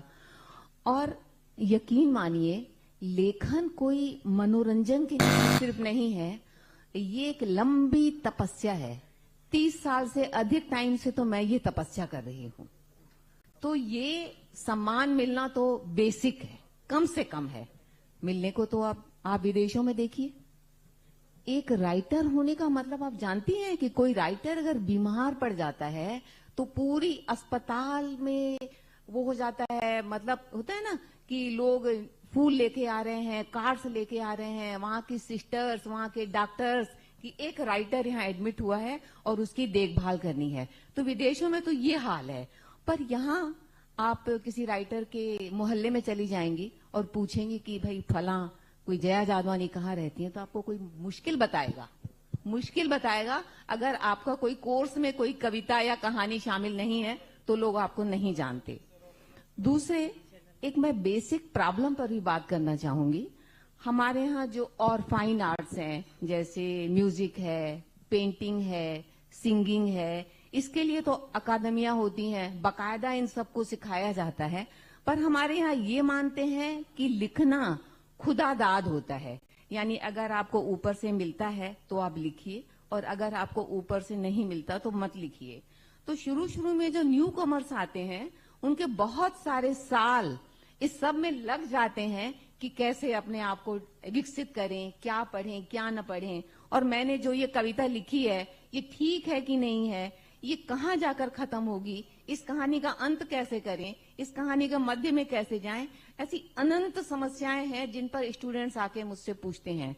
तो ये जो हमारी अकादमियां हैं, ये अगर और कोई काम नहीं कर पाती हैं तो कम से कम यही करें कि स्टूडेंट्स को आगे बढ़ाएं और किसी एक्सपर्ट को बुलाएं, उनकी समस्याओं को देखें, हल करें। तो उनसे क्या है, उनको एक दिशा मिलेगी आगे बढ़ने के लिए। जी, दो पंक्तियां अगर आपकी तरफ से हो जाए, जिसमें आप मुद्दे आप रख पाए और अपने मन के भाव भी आप रख पाए। मैं अपनी छोटी सी कविता सुनाना चाहती हूँ।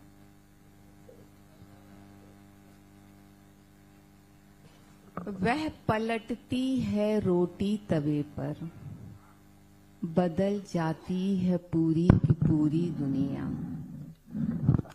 है वहीं की वहीं स्त्री, तमाम रोटियां पक जाने के बाद भी। Thank you.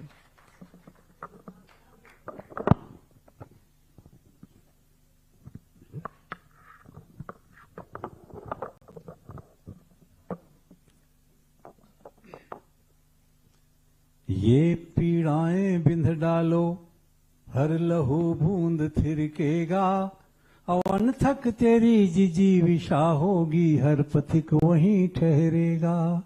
काले धनिकों की काली माया क्यों रहती स्विट्जरलैंड, और धन कुबेर सब यहीं लुटे हैं, जा देखो इंग्लैंड। कि ये पीड़ाएं बिंध डालो, हर लहू बूंद थिरकेगा, अवन थक तेरी जिजीविषा हो, हर पथिक यहीं ठहरेगा, हर पथिक यहीं ठहरेगा।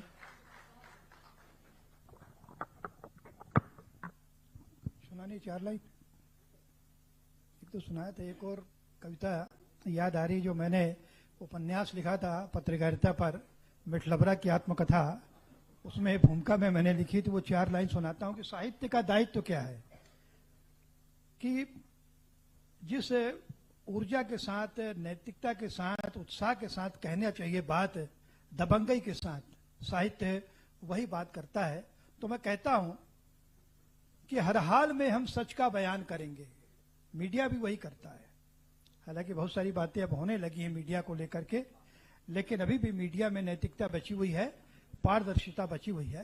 तो हर हाल में हम सच का बयान करेंगे, बहरे तक सुन ले वो गान करेंगे, और खुद को अल्लाह जो मानने लगे, ऐसे हर शख्स को इंसान करेंगे, ऐसे हर शख्स को इंसान करेंगे।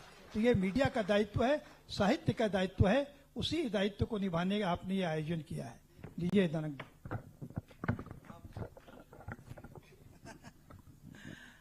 मैंने जो बातें रखी थी उसी के संदर्भ में जब हम श्रीकांत वर्मा को पढ़ते हैं तो श्रीकांत वर्मा एक बात कहते हैं जो हर समय पिछले 24 साल में लागू है कि कौशल में सब कुछ है, कौशल में विचारों की कमी है। तो कौशल में सब कुछ है, लेकिन कौशल अभी प्रतिरोध बर्दाश्त नहीं कर सकता, तो कौशल की सत्ता नहीं कर सकती। मैं प्रकाशन के क्षेत्र में जुड़ा, साहित्य के क्षेत्र में जुड़ा, तो 2 अपने अग्रज की 2 पंक्तियां आपके समक्ष प्रस्तुत कर रहा हूं कि मुसीबतों से 2-4 हो जा, मुसीबतों से 2-4 हो जा, चल उठ पढ़ तैयार हो जा, थाम ले पुस्तक की उंगली और दरिया पार हो जा। वाह, बिल्कुल, बहुत बहुत शुक्रिया आप सभी का। और जिस तरह से आप सब ने अपनी बातें रखी और कई ऐसी चीजें हैं जिस पर रोशनी भी डाली और बिल्कुल उस पर काम करने की जरूरत है, कैसे यूथ को भी उन चीजों पर काम करने की जरूरत है, कैसे आप अपना इंटरेस्ट जो है साहित्य में बढ़ाएं। कोई कहीं ना कहीं जो हमारे पुराने लोग हैं वो तो इसको आगे बढ़ा रहे हैं, लेकिन यूथ की बहुत जरूरत है यहाँ पर, और इस साहित्य को सम्मान देने की बहुत जरूरत है। आप सभी का बहुत बहुत शुक्रिया।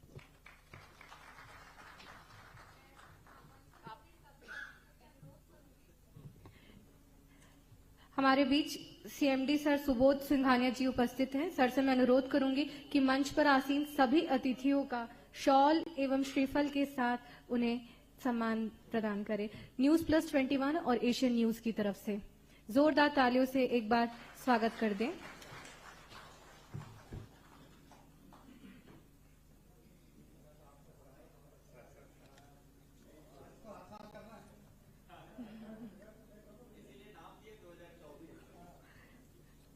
आशा है आप सभी लोगों का साथ मिलेगा तो हम ये कार्यक्रम हर साल इसी तरीके से आयोजित करेंगे, बड़े पैमाने पर आयोजित करेंगे।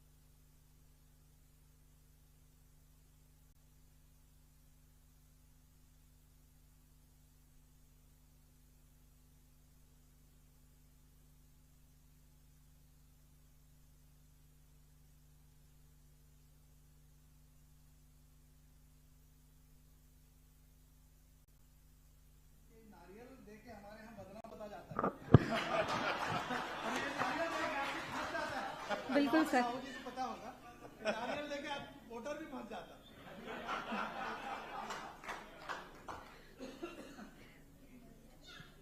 बहुत खुशी की बात है, हमारे जो डायरेक्टर हैं एशियन न्यूज के जय दुबे जी की सोच है कि उनका सम्मान होना बहुत जरूरी है, जिनकी जरूरत है सम्मान की। और अरुण साहू जी भी आ जाने वाले थे, पर मेरे ख्याल से जो प्रोटोकॉल है उसके कारण नहीं है, पर हमारे 2 सम्मानीय अनुज भाई और मोतीलाल जी हैं, आए हुए हैं, और 2 आ रहे हैं, रास्ते ऑन द वे हैं। और ये जो कार्यक्रम है इसकी जितनी तारीफ की जाए कम है, और हम चाहेंगे कि हर साल आप लोगों का प्यार, आशीर्वाद हमारे एशियन न्यूज और News+21 को मिलता रहे, और हम ये कार्यक्रम हरदम कराते रहेंगे, ये आपसे वादा है। धन्यवाद। इन्हीं शुभकामनाओं के साथ मैं अब अगले पैनल के लिए आज के हमारे विशिष्ट अतिथियों को मंच पर आमंत्रित करना चाहूंगी। हमारे बीच पद्मश्री अनुज शर्मा विधायक धरसींवा उपस्थित हैं। आपका ससम्मान हम इस मंच पर स्वागत करते हैं। इसके साथ ही हमारे बीच में माननीय मोतीलाल साहू जी हैं, रायपुर ग्रामीण विधायक, उनका भी हम जोरदार तालियों के साथ स्वागत करते हैं। मैं सुबोध सर से पुनः आग्रह करूंगी कि वे मंच पर आएं और हमारे दोनों ही अतिथियों का पुष्प गुच्छ के साथ स्वागत करें। माननीय सुबोध सिंघानिया सर मंच पर आएं और हमारे दोनों ही अतिथियों का पुष्प गुच्छ के साथ स्वागत करें। और इस पैनल को आज हमारे साथ चर्चा पर शामिल होंगे हमारे डायरेक्टर सर जय दुबे सर। मैं उनसे अनुरोध करूंगी कि वे आएं और इस कार्यक्रम को आगे बढ़ाएं।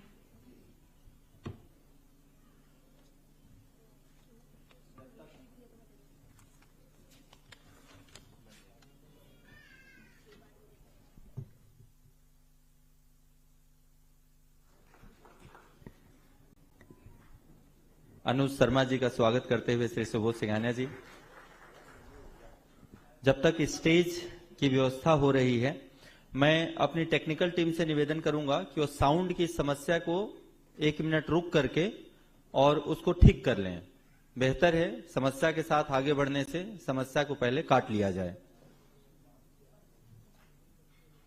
आप 2 मिनट का समय ले लें। साउंड इंजीनियर, आप 2 मिनट का समय ले लें। कार्यक्रम के बीच में ऐसा ना हो, उसको आप अभी व्यवस्थित कर लें।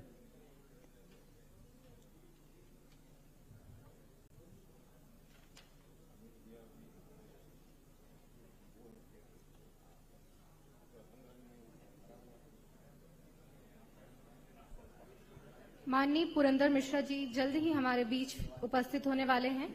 हमें उनका भी इंतजार है और हम इस चर्चा को आगे बढ़ाएंगे।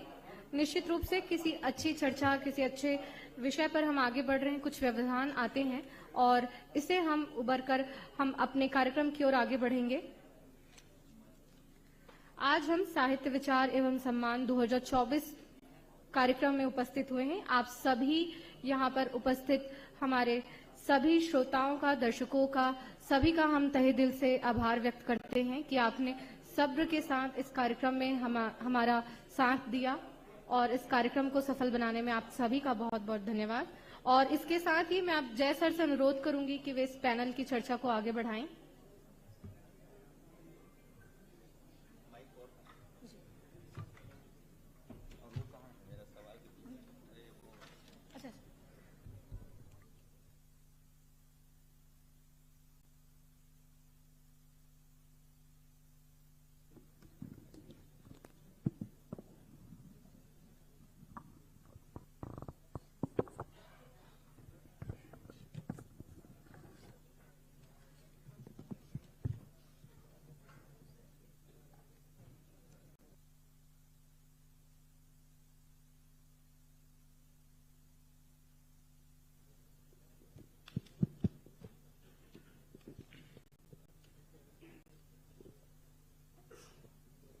एशियन न्यूज और न्यूज प्लस 21 का यह आयोजन साहित्य विचार एवं सम्मान 2024 में पुनः, जैसा कि पहले ही हमने स्वागत किया, अभिनंदन किया हमारे सभी आगंतुकों का, सभी अतिथियों का, इस मंच से दूसरे नंबर के पैनल पर राज्य शासन के 90 विधायकों में से शासन भाजपा का है और भाजपा के शासन से 2 प्रमुख विधायक हमारे बीच में मोतीलाल साहू जी और पद्मश्री श्री अनुज शर्मा जी हैं। बहुत बहुत अभिनंदन आप लोगों का। पद्मश्री हैं हमारे बीच में अनुज शर्मा जी और कला और साहित्य से बहुत गहराई से जुड़े हुए हैं। इनको हर दर्द का पता है कि आखिर वह आखिरी आंसू जिसके दम पे वह काम हो जाए जिससे राज्य में साहित्य का नाम हो जाए, और वह आंसू छलकाना भी इन्हीं को है। और हमारे राज्य को वह जो दर्द साहित्यकारों को, जो कवियों को, जो व्यंग्यकारों को और जो पत्रकारों को भी मैं जोड़ लेता हूं, जो दर्द से गुजरना पड़ता है, आप उसके लिए कुछ तो मिसाल ऐसा करेंगे जिससे कि लोग आने वाले समय पर 100 सालों तक या सदियों तक आपका नाम याद करेंगे। साथ में मोतीलाल साहू जी हैं। इन्हीं उम्मीदों के साथ मैं सवाल की कड़ी को आगे बढ़ाता हूं और पहला सवाल लेता हूं जहां पे सुधीर शर्मा जी ने छोड़ा था। सुधीर शर्मा जी के सवालों को आगे बढ़ाता हूं कि ऐसा क्यों, जब साहित्य और संस्कृति से छत्तीसगढ़ का निर्माण हुआ, जब साहित्य और संस्कृति के दम पर छत्तीसगढ़ का निर्माण हुआ, जैसा कि कहा सुधीर शर्मा जी ने, अटल बिहारी वाजपेयी जी ने कविता लिखी और अजीत जोगी जी ने किताब लिखी और छत्तीसगढ़ का निर्माण हुआ, तो 25 साल में एक नन्हा अबोध बालक युवा हो जाता है। साहित्य युवा क्यों नहीं हो पाया हमारे छत्तीसगढ़ में? छत्तीसगढ़ युवा हो गया, साहित्य युवा क्यों नहीं हो पाया? सवाल अनुज शर्मा जी से है। आप सभी को नमस्कार, जय जोहार। मैं दुबे जी की बात से सहमत पूरी तरह नहीं हूं। साहित्य युवा हुआ है, ऐसा नहीं है कि छत्तीसगढ़ में पिछले 24 सालों में साहित्यिक रचनाएं नहीं हुई हैं, मैं ऐसा बिल्कुल नहीं मानता। पिछला पैनल पूरा का पूरा ऐसा था जिन्होंने अपने कंधों पर छत्तीसगढ़ के साहित्य को अलग ऊंचाइयां दी हैं, अलग प्रतिष्ठा दी हैं। और छत्तीसगढ़ में ही लिखे हुए एक उपन्यास पर एक फिल्म बनती है जिसको पहली बार छत्तीसगढ़ी फिल्म को नेशनल अवार्ड मिलता है। मैं कैसे मान लूं आपकी बात को कि साहित्य यहां नहीं पनपा है? जी। इसके अलावा मैं एक नहीं अनेक बातें ऐसी याद दिला सकता हूं जो इन 24-25 सालों की उपलब्धि रही है। तो मैं पूरी, और ये वो भूमि है जहां विनोद कुमार शुक्ल जी रहते हैं, जिनके सामने पूरी दुनिया नतमस्तक होती है उनके साहित्य के सामने। ये यानी ऐसे ऐसे नाम हैं, मुक्तिबोध जी का नाम लूं, किस किस का नाम लूं, किस किस साहित्यकार का नाम लूं जिनकी लेगेसी है, जिनकी परंपरा जो हमारे यहाँ बनी आई है बड़े साहित्यकारों की, रचनाकारों की, वो आज तक कायम है। चाहे वो पंकज जी संभाल रहे हो, मीर अली मीर जी संभाल रहे हो, मैडम संभाल रही हो, ऐसे बहुत सारे नाम है। एक नाम वहां पर चितरंजन कर जी बैठे हैं। चितरंजन कर जी का बस चले तो वो हाथ से लिखी हुई उपन्यास लिख दें, इतनी सुंदर हैंड राइटिंग है उनकी जी। किताब लिख दें, उन्होंने किताब लिखी है, हैंड रिटन किताब लिखी है, और उस किताब में कहीं स्पेलिंग मिस्टेक नहीं, काट छांट नहीं है कहीं। इतनी एक्यूरेसी हो सकती है। अनुज शर्मा जी, शायद सवाल दूसरे तरीके से ले लिया आपने। मैं सरकार पे भी आ रहा हूं, नहीं इसलिए कुछ कह नहीं रहा था, आप बात अपनी पूरी कर लीजिए। मैं उल्टा चल रहा हूं जी, कि अब बात उठती है कि राजभाषा आयोग का निर्माण हुआ, लेकिन दुर्भाग्य ये था पिछली बार ऐसी सरकार थी जिन्होंने 5 साल में राजभाषा आयोग का अध्यक्ष तक नहीं बनाया। उसके पहले हमारी सरकार थी, उधर से आवाज आई, 1 साल में भी नहीं बना। हाँ, मैं आपको ये चीज बताना चाह रहा हूं कि इस 1 साल में चुनाव का वर्ष है ये। मैं 5 सालों की बात कर रहा हूं, और मैंडेट 5 सालों के लिए होता है, और इसके पहले तो 15 सालों तक था। इसको भी तो आपको अंडरलाइन करना चाहिए। बिल्कुल। नहीं, देखिए, मैं यहां कोई राजनीतिक बात नहीं कर रहा हूं। मैं बात कर रहा हूं कि क्या पहले राजभाषा आयोग के अध्यक्ष नहीं बनाए गए? क्या पहले राजभाषा, सवाल है नीयत का जी। सरकार की नीयत थी राजभाषा आयोग बनाने की, बनाई गई। सरकार की नीयत थी कि छत्तीसगढ़ी को विधानसभा में राजकीय भाषा के रूप में इस्तेमाल किया जाए, उसका प्रस्ताव लाना, उसको कार्यान्वित करना। सवाल है नीयत की, और किया गया। डॉक्टर रमन सिंह जी के नेतृत्व में सरकार थी और उन्होंने ये महत्वपूर्ण फैसला लिया, और ये चीजें हुई हैं, इनको आपको मानना भी चाहिए।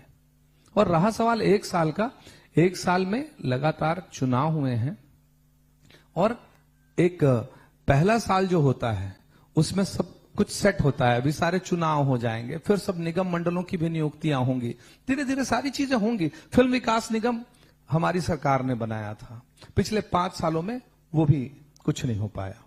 मैं किसी की बुराई नहीं कर रहा हूं, मैं बात कर रहा हूं नीयत की।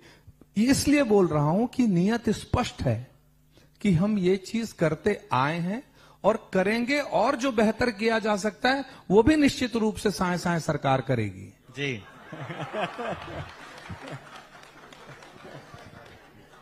जी। मैं ये आपको मैं स्पष्ट कहना चाह रहा हूं जी। जी, इन्होंने अनुज शर्मा जी ने एक याद दिलाई। फिल्म विकास बोर्ड का जो गठन हुआ था, यह 2016 की बात है। डॉक्टर रमन सिंह जी मुख्यमंत्री थे, मैं नई दुनिया का स्टेट हेड था और हमने एक प्रोग्राम आयोजित किया था, सीजी फिल्म फेस्टिवल। यह अनूठा प्रोग्राम था, अपनी तरह का पहला प्रोग्राम था और उस लेवल पर आज तक कोई प्रोग्राम ऐसा हो नहीं पाया। उसी मंच से डॉक्टर रमन सिंह जी ने घोषणा की थी कि इस डिमांड को देखते हुए मैं मंच से इस बात की घोषणा करता हूं कि मैं जल्द से जल्द फिल्म विकास बोर्ड की, छत्तीसगढ़ी फिल्म विकास बोर्ड की का गठन करूंगा। और उन्होंने किया भी। बाद में वो फल फूल नहीं पाया सही मायने में, और बाद में अनुज शर्मा जी भी शायद राजनीति की तरफ मुंह मोड़ लिए, तो और जो जोर मिलना था वो शायद नहीं मिल पाया, ऐसा कह सकते हैं। लेकिन यह हमारे लिए बहुत ही सम्मान की बात है कि छत्तीसगढ़ी फिल्म से पद्मश्री प्राप्त किया और राष्ट्रपति के हाथों पुरस्कार प्राप्त किया अनुज शर्मा जी ने। यह बहुत गर्व की बात है समझ छत्तीसगढ़ के लिए। अगला सवाल लेते हैं मोतीलाल साहू जी से। आप सरकार के अभिन्न अंग हैं और 5 सालों तक, और उसके बाद भी मेरी दुआएं हैं और शुभकामनाएं हैं कि उसके बाद भी अगला 5 साल आप ही का हो। राज्य के लोगों को लेखन पढ़न का बहुत शौक रहा, पत्र पुस्तिकाएं भी छपती रहीं, लेकिन राज्य शासन की तरफ से ना भाजपा में ना कांग्रेस में, जिससे कि साहित्यकार आगे उठकर आ सकें या लिखी हुई चीजों को छपवा सकें, ना कोई आज तक सब्सिडी दी गई और ना ही कोई प्रोत्साहन दिया गया। ऐसा क्यों, और क्या लगता है कि यह सरकार इस पे कोई कदम उठा पाएगी? देखिए, साहित्य का समाज में बड़ा महत्व है।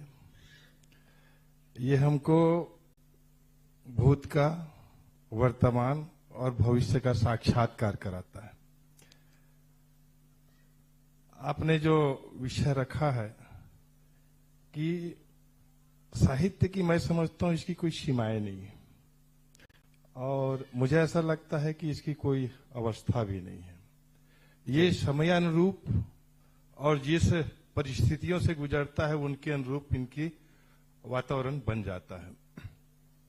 तो साहित्य का सदैव सम्मान हुआ है, बड़े बड़े लेखकों का जिक्र अभी हुआ है, जिनको स्मरण करते ही, उनके नाम स्मरण करते ही हमको एक गर्व महसूस होता है। तो ये सदैव सम्मान बना रहेगा, ये कभी महत्व इसका कम नहीं होगा। और मैं समझता हूं कि एक साहित्यकार की साहित्य का हो सकता है जीविकोपार्जन के लिए कोई महत्व हो, कोई मूल्य हो, लेकिन साहित्य का मैं समझता हूं कि ये बहुमूल्य होता है और युगों युगों तक लेखन सदैव अमर हो जाता है। मैं समझता हूं कि एक अलग विषय है कि हमको साहित्य के साथ साथ उसके साथ जुड़े हैं, तो हमको अपने फ्यूचर के लिए, परिवार के लिए भी कुछ व्यवस्था होनी चाहिए। लेकिन मैं एक साहित्यकार इसका मोहताज हो ऐसा मैं नहीं मानता, पर हाँ, निश्चित तौर पे अगर समय की मांग है तो इस पे जरूर सरकार को गौर करना चाहिए। आपकी बात इस पे मैं आपको स्पष्ट कर दूं, संस्कृति विभाग में ऐसी साहित्यिक रचनाओं का प्रकाशन किया जाता है, यहाँ सारे वरिष्ठ साहित्यकार बैठे हैं और सबको इस बात की जानकारी है। मैं उसको दुरुस्त करना चाहता हूँ। सरकार की ऐसी कोई पॉलिसी नहीं है, ऐसा बिल्कुल नहीं कह सकते। साहित्य के प्रकाशन की संस्कृति विभाग में, डीपीआर में, पब्लिक रिलेशन डिपार्टमेंट में, राजभाषा आयोग में, इसमें सब में प्रावधान है और एक नहीं सैकड़ों किताबें वहां से प्रकाशित हुई हैं, जिसके लिए सरकार ने फंडिंग की है। साहित्यकारों के ही हित का अगला सवाल है। तमाम क्षेत्र में पेंशन, तमाम क्षेत्र में आर्थिक सहायता की बात की गई, सबको मिला भी, यह साहित्य का फील्ड क्यों छूट गया? क्या ऐसी कोई योजना आप कह सकते हैं या बनवा सकते हैं या कोशिश कर सकते हैं जिसमें साहित्यकारों को भी पेंशन और आर्थिक सहायता की कोई अनूठी पहल हो सके? देखिए, हम लोगों ने महतारी वंदन में साहित्यकारों की पत्नियों को छोड़ के ये योजना नहीं लाई है। उसमें साहित्यकारों की पत्नियां भी शामिल हैं जी, और उनको भी 1000 रुपया महीना बराबरी से मिलेगा अगर वो उस योजना के अंतर्गत आती हैं। तो ये हमारे प्रदेश में हमारी सरकार सभी के विषय में विचार करती है, कैटेगराइज नहीं करती है। अब रहा सवाल साहित्यकारों को पेंशन का या बाकी चीजों का, तो आपको मैं स्पष्ट तौर पे कह दूं, आप शायद मुझसे सहमत होंगे कि जो भी साहित्यकार है ना, सिर्फ साहित्यकार बन के नहीं जी सकता। वो जीवन में किसी दूसरे प्रोफेशन में तभी साहित्यिक रचनाएं कर पा रहा है, क्योंकि जीविकोपार्जन के लिए उसको किसी न किसी प्रोफेशन में रहना पड़ेगा, देन वो फिर साहित्य की रचना कर सकते हैं। तो आप उसके लिए निश्चिंत मत रहिए, सारे साहित्यकारों ने अपना इंतजाम कर रखा है, उनको पेंशन की आवश्यकता नहीं है। यह बात आपकी सही है, लेकिन यह बात चिंताजनक भी है। यह बात चिंताजनक भी है। आप इस बात को गौर से समझने की कोशिश कीजिएगा, गंभीरता से गहराई में जाकर के। पूरी तरह से ही जी। देखिए, मैं इसमें स्पष्ट कहना चाहूंगा कि कला का क्षेत्र ऐसा है, मैं खुद, आप लोग बिल्कुल मुझे उस पार का मत समझिए, मैं उसी पार का हूं, आपके पार का ही हूं। मैंने तो जीवन के अभी 1 वर्ष राजनीति को दिया है, बाकी तो जीवन आप लोगों की तरफ ही रहा हूं और अभी भी हूं। तो मैं एक बात जरूर कहना चाहूंगा, अगर आप साहित्यकार हैं, कलाकार हैं, तो जब तक आप किसी मुकाम पर नहीं पहुंचे हैं, तब तक आप कीमत की आस मत रखिए। अगर आपकी रचना में दम है तो आपको कलम खरीदने का मोहताज नहीं होना पड़ेगा साहब। आपकी अगर रचनाओं में दम है तो आपको कोई ताकत नहीं रोक सकती कि आप जो सबसे महंगी दुनिया की कलम आती है उसे आप खरीद सकते हैं। साहित्य में वो दम है, वो क्षमता है, आप इतने पैसे कमा सकते हैं जिसकी कोई सीमा नहीं है। तो मैं साहित्यकार या कलाकार के नाम पर उस स्ट्रगलिंग कलाकार या साहित्यकार के लिए मैं नहीं कह पाऊंगा कुछ, जो अपने आप को तैयार कर रहा है, जो अपनी ऐसी रचनाओं को गढ़ने का प्रयास कर रहा है जो मकबूल हो। लेकिन अगर उनकी रचनाओं में अगर बात है तो उनको कभी कलम खरीदने के लिए मोहताज नहीं होना पड़ेगा। जी, इन्हीं शुभकामनाओं के साथ अगला सवाल अपन मोतीलाल साहू जी से मैं लेना चाहूंगा। स्कूल कॉलेजों में छत्तीसगढ़ी साहित्य को पाठ्यक्रम में शामिल करने की क्या सरकार की कोई योजना है? स्कूल कॉलेजों में छत्तीसगढ़ी साहित्य को पाठ्यक्रम में शामिल करने की? बिल्कुल, उनका लिपि तैयार होगा और लिपि तैयार होकर के जब राजभाषा घोषित हो ही गया है तो इसकी लिपि बना करके उसको विधिवत ढंग से एक विषय के रूप में, क्योंकि मोदी जी का देखिए अभी एनईपी जो लागू हुआ है, नेशनल एजुकेशन पॉलिसी जो लागू हुआ है, उसमें स्थानीय भाषाओं को विशेष तवज्जो दिया गया है कि बच्चे जो है जिस क्षेत्र में रहते हैं वहां की बोली के अनुसार, उनके अनुरूप अगर उनको शिक्षा दिया जाए तो बहुत जल्दी वो ग्रोथ करेंगे और समझ पाएंगे। तो ये देश के यशस्वी प्रधानमंत्री नरेंद्र मोदी जी और विष्णुदेव साय जी भी इस क्षेत्र में लगे हुए हैं। तो आपका ये सवाल बहुत शानदार है। इस क्षेत्र में हमारे छत्तीसगढ़ सरकार काम करेगी और शामिल करेगा। साहू जी, एक और सवाल आपसे लेता हूं इसी क्षेत्र में। राज्य में साहित्यिक पर्यटन को बढ़ावा देने की जरूरत है। हमारा विरासत संस्कृति और साहित्य से जुड़ा हुआ है और बहुत धनी भी विरासत है। तो साहित्यिक पर्यटन को, साहित्य से जुड़े पर्यटन को कैसे बढ़ावा दिया जा सकता है और सरकार उसकी ओर क्या कदम उठा सकती है? ये बहुत अच्छा सवाल है। जरूर साहित्य को हम समाज का दर्पण मान सकते हैं और उसके आधार पर समाज का निर्माण और दिशा तय होता है। तो इसके लिए आपने जो कहा है कि एक अच्छा प्लेटफॉर्म तैयार हो जहां पे हमारे इसके विद्वान साहित्य के ये जुट सकें और अपने विचारों को साहित्य के माध्यम से समाज तक ले जा सकें, इसकी एक व्यवस्था जरूर होनी चाहिए। हम सरकार से मांग करेंगे। आपको बीच में इंटरप्ट कर रहा हूं। रायपुर साहित्य महोत्सव का आयोजन किया गया था जी, लेकिन हम लोगों को इस विषय में भी विचार करने की जरूरत है कि ऐसे इवेंट्स, ऐसे कार्यक्रम तो आयोजित किए जाएं, लेकिन उसका कुछ निष्कर्ष भी निकलना चाहिए, उसका कुछ सार निकलना चाहिए कि ऐसे आयोजनों से हमें मिला क्या। इस पर भी विचार करके कार्यक्रमों का आयोजन करने की जरूरत होती है। और उसमें एक विषय और आता है कि जब भी कोई आयोजन होता है तो किसी न किसी के मन में यह शिकायत रह जाती है, मुझे वहां बैठाना था नहीं बैठाए, मुझे पूछना था नहीं पूछे, उनको पूछे। हम लोगों को भी कलाकारों के अंदर एक अपना आत्मसम्मान होता है, उसमें श्रेष्ठता का भाव होता है, इसलिए वो कलाकार होता है, क्योंकि उसको लगता है कि दुनिया को मोहित करने की कला उसके पास है। चाहे वो साहित्यकार हो चाहे कलाकार हो, और वो सबसे बड़ा मनमोहना खुद को समझता है। हर कलाकार, हर साहित्यकार, उनको लगता है कि मेरी कलम में दम है, मेरी कला में दम है। तो इससे हर कोई परिचित होता है और उनको लगता है कि उनका इंपॉर्टेंस है। लेकिन कई बार ऐसा होता है कि आपको जो चीज मिलना चाहिए लगता है कई बार नहीं मिला है, आपको ऐसा एहसास होता है। अब उसका एक छोटा सा उदाहरण मैं बताता हूं। स्वयं मैं छत्तीसगढ़ राज्य बना तब से मेरी फिल्में आई। बिल्कुल। सन 2024 में भारत सरकार ने मुझे पद्मश्री से सम्मानित किया। जी। आज मुझे पद्मश्री सम्मान मिले 10 साल हो गए हैं। जी। लेकिन टिल डेट छत्तीसगढ़ राज्य का एक भी सम्मान मुझे प्राप्त नहीं हुआ है आज तक। जी। तो क्या मैं इस बात की शिकायत करूं और काम करना छोड़ दूं कि मेरे पास इतने पुरस्कारों की योग्यता थी और मुझे मेरे राज्य ने सम्मानित नहीं किया? जी। आज तक मुझे कोई सम्मान नहीं मिला इस राज्य से। जी। Nothing, zero. और 24 साल हो गए और देश ने मुझे पद्मश्री जैसा सम्मान दिया, देश का सर्वश्रेष्ठ 4 पुरस्कारों में से एक चौथे नंबर का सम्मान। तो मैं शिकायत नहीं कर सकता। जैसे देश ने सोचा और उन्होंने दिया, उसके लिए पूरे देश का आभार है। राज्य को जिस दिन लगेगा देते, अब तो वो भी नहीं होगा क्योंकि अब राजनीति में आ गए हैं। जी। तो इस जीवन में तो राज्य अलंकरण से महरूम ही रहेंगे। जी। कोई दिक्कत नहीं। लेकिन मुझे एक बात हमेशा लगती है, मैं क्योंकि आप में से एक हूं, तो ये पुरस्कार आते जाते रहते हैं। आपको आपके पुरस्कार के लिए नहीं, आपकी कृति के लिए याद किया जाएगा। अनुज शर्मा को उसकी फिल्म मोर छैया भुइयां के लिए याद किया जाएगा। मीर अली मीर को नंदाजही के लिए याद किया जाएगा। मीर अली मीर को कौन सा सम्मान मिला इसके लिए याद नहीं किया जाएगा, उनको नंदाजही रे के लिए याद किया जाएगा।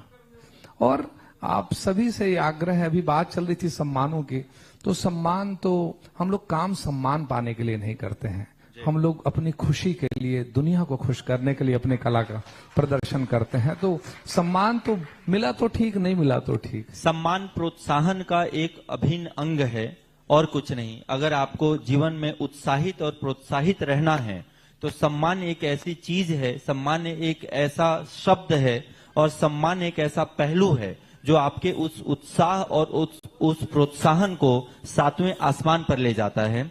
यह आज से नहीं, प्राचीन काल से, शास्त्र काल से और चारों युगों में आप भरे पड़े हैं उदाहरण कि एक सम्मान से उससे कितना उत्साह मिला। और या वो सम्मान किसी भी तरीके से हो सकता है, शब्दों का सम्मान हो सकता है, मंच पर सम्मान हो सकता है, गमछे से सम्मान हो सकता है, या हाथ मिला के भी सम्मान हो सकता है। तो सम्मान तो जरूरी है साहब अनुज शर्मा जी। हाँ, ये जरूर है, मेरा भी मैं आपके साथ हूं इसमें कि राज्य ने आपको, इतने बड़े कलाकार को राज्य अलंकरण या और भी कई तरह के सम्मान है उसमें आपको नहीं नवाजा। यह बिल्कुल राज्य सरकार की तरफ से किसी न किसी रूप में गलती हुई होगी।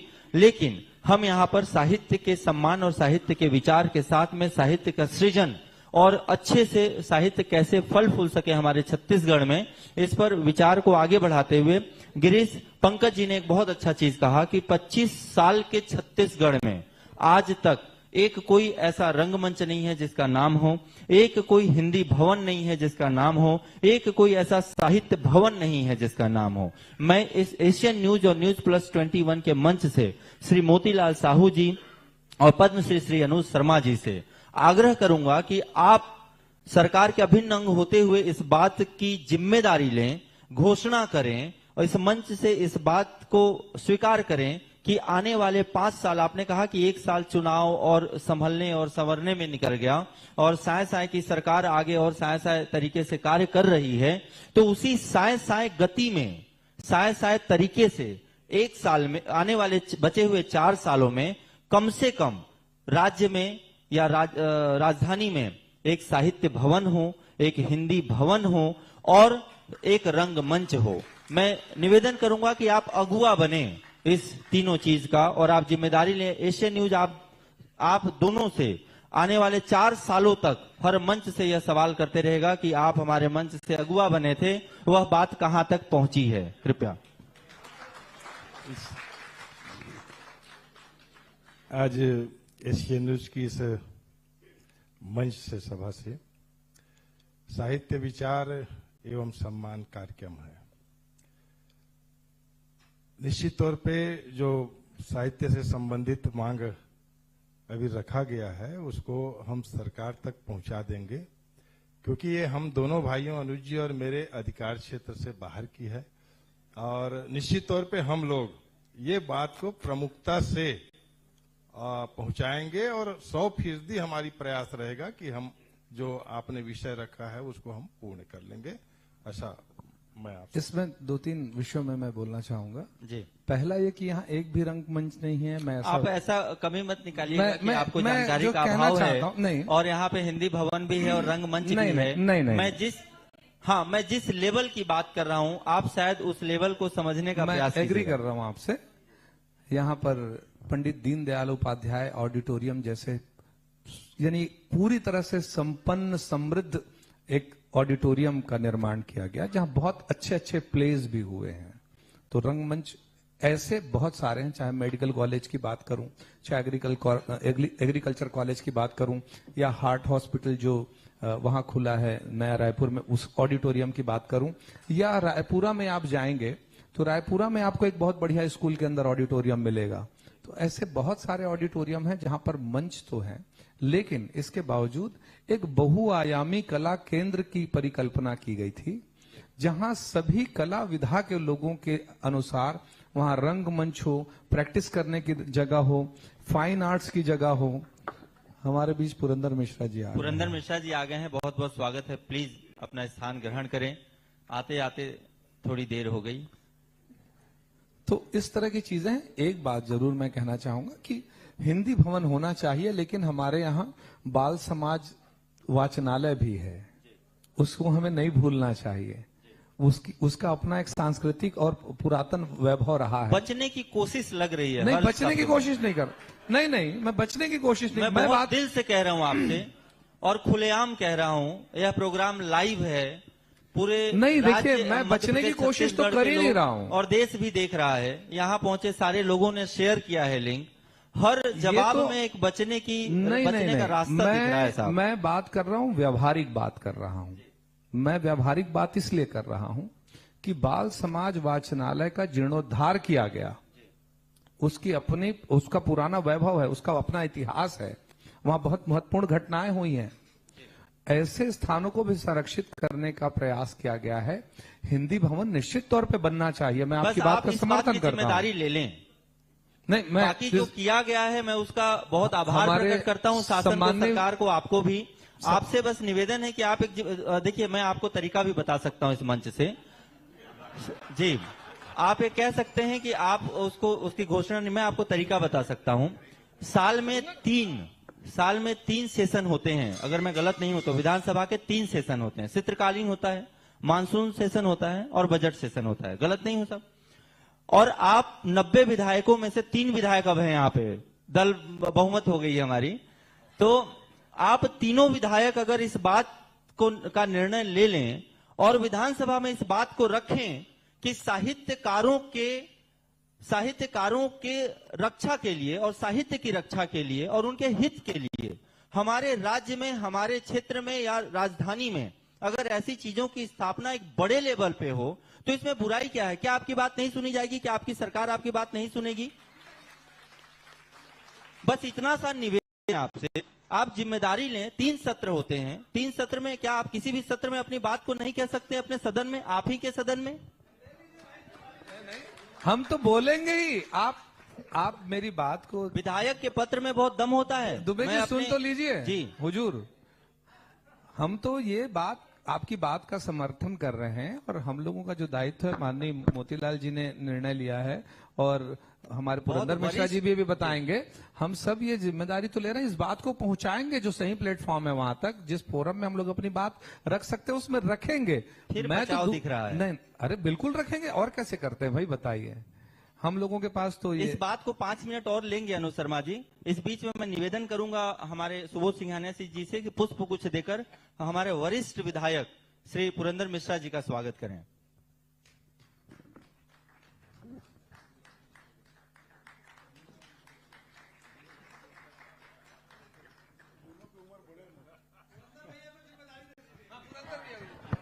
चर्चा कर रहे थे हम लोग। हम लोग अपनी जिम्मेदारी पुरंदर भैया को भी दे देते हैं। मैं आपको पहले अवगत करा दूं माननीय विधायक महोदय जी, पुरंदर मिश्रा जी, की हमारी जो चर्चा है यह मंच है साहित्य का, साहित्य विचार एवं सम्मान का, एशियन न्यूज और न्यूज प्लस 21 के माध्यम से। और हमारे बीच में बड़े बड़े राज्य के साहित्यकार, पत्रकार और सभी लोग बैठे हुए हैं।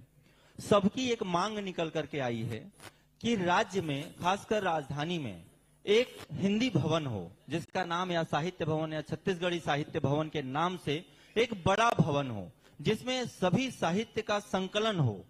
और इस भवन की मांग है, जरूरत है बनाने की। मांग तो और भी 2 चीजों की है, लेकिन हमारे माननीय विधायक गण उससे बच रहे हैं। तो मैं चाह रहा हूं कि इस मंच से कम एक ही मांग पूरी हो जाए। आपके पास कई तरह की, अगर आप चाहोगे तो पब्लिक पीपीपी मॉडल पे भी इस मांग को पूरा कर सकते हो, आपकी बात कोई काटेगा नहीं। और राज्य में इतना पैसा भी है और हमारे राजधानी में भी इतना पैसा है कि आपके एक आह्वान पे अगर सरकार पैसा नहीं देगी तो प्राइवेट लोग आ जाएंगे और इतना पैसा तो दे देंगे। करने के कई तरीके हैं। देखिए इन्होंने कितनी अच्छी पहल की है, इसकी शुरुआत यानी सुबोध जी करने वाले हैं योगदान की। देखिए ये फिर बचाव पक्ष हो गया। मैं मिश्रा जी से, देखिए आपको ही लेना है। दबंग, हमारे तीनों दबंग विधायक हैं, तीनों की सरकार पे कहीं किंतु परंतु नहीं है और मांग इनकी जायज है। जो ये भवन बोल रहे हैं, वाकई अपना जो साइंस कॉलेज के पास जो बना है, बहुत जोरदार रंगमंच राजेश मुड़त जी के द्वारा बनाया गया है। बस उसमें क्या है, रंगमंच के कार्यक्रम वगैरह तो हो सकते हैं, पर उसका जो रेंट है, बस ये आम आदमी उसको, साहित्य आदमी नहीं कर पाएगा एफोर्ड। इनकी मांग एक लाइब्रेरी, एक भवन ऐसा कम उसमें बन जाए, रहा सवाल योगदान का, तो जो चीज में हम लोगों को सरकार के द्वारा और आप लोगों के द्वारा आदेश दिया जाएगा, हम आपके साथ हैं और रहेंगे। आप पुरंदर भाई जी आगे। पुरंदर मिश्रा जी प्लीज। नहीं बैठे जी।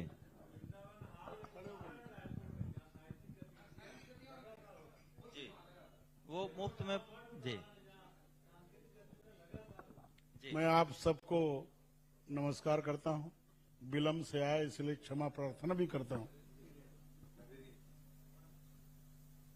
एशियन साहित्य विचार एवं सम्मान 2024 25 आने वाला है जी। आज हो जाए तो बेहतर है। बिल्कुल। आप लोगों का, दोनों तीनों का, मेरे भाषा में बोल रहा हूं, लड़ाई झगड़ा देख रहा था मैं जी। क्या है, मैं आता हूं उस स्वरूप में झुग्गी बस्तियों से जहां लड़ाई झगड़ा बहुत होता है। वकालत भी करता था तो लड़ाई झगड़ा बहुत होता था, होने दीजिए।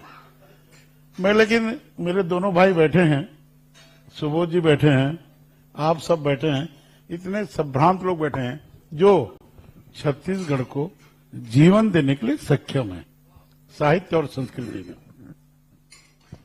कुबेर यदि पूछेगा पुरंदर तू क्या करेगा, कुबेर यदि पूछेगा अनुज तू क्या करेगा, कुबेर यदि पूछेगा मोती भाई तू क्या करेगा, तो पानी तो तालाब में कहीं नहीं है। सुबोध भाई, मैं ब्राह्मण हूं स्वभाव से, अनुज भी ब्राह्मण है, लेकिन मैं मांगने वाला ब्राह्मण हूं, वो गाने बजाने वाला ब्राह्मण है। मेरा निवेदन है, शुरुआत सुबोध से कर दो। अरे इतने लोगों को घर दे रहे हो, इतने लोगों को आंगन दे रहे हो, इतने लोगों को सब कर दो, घोषणा कर दे बाबा, हम लोग उसमें जमीन सरकार दे दे, पीपी में कर देता हूं, जमीन सरकार दे दे। जमीन शहर के बीच में चाहिए, जो बनने से अच्छा लगे। जमीन सरकार ऐसी जगह दे दे जहां साहित्य के लोग बिल्कुल सेंटर में रहे, जहां आ जा सके इजी वे पे अपनी गाड़ियों से, क्योंकि ये 2 व्हीलर वाले हैं ना। मैं इसमें दो बात समझ लेना, जिनके पास कार है, 2 मिनट के लिए भी सहमत नहीं हूं।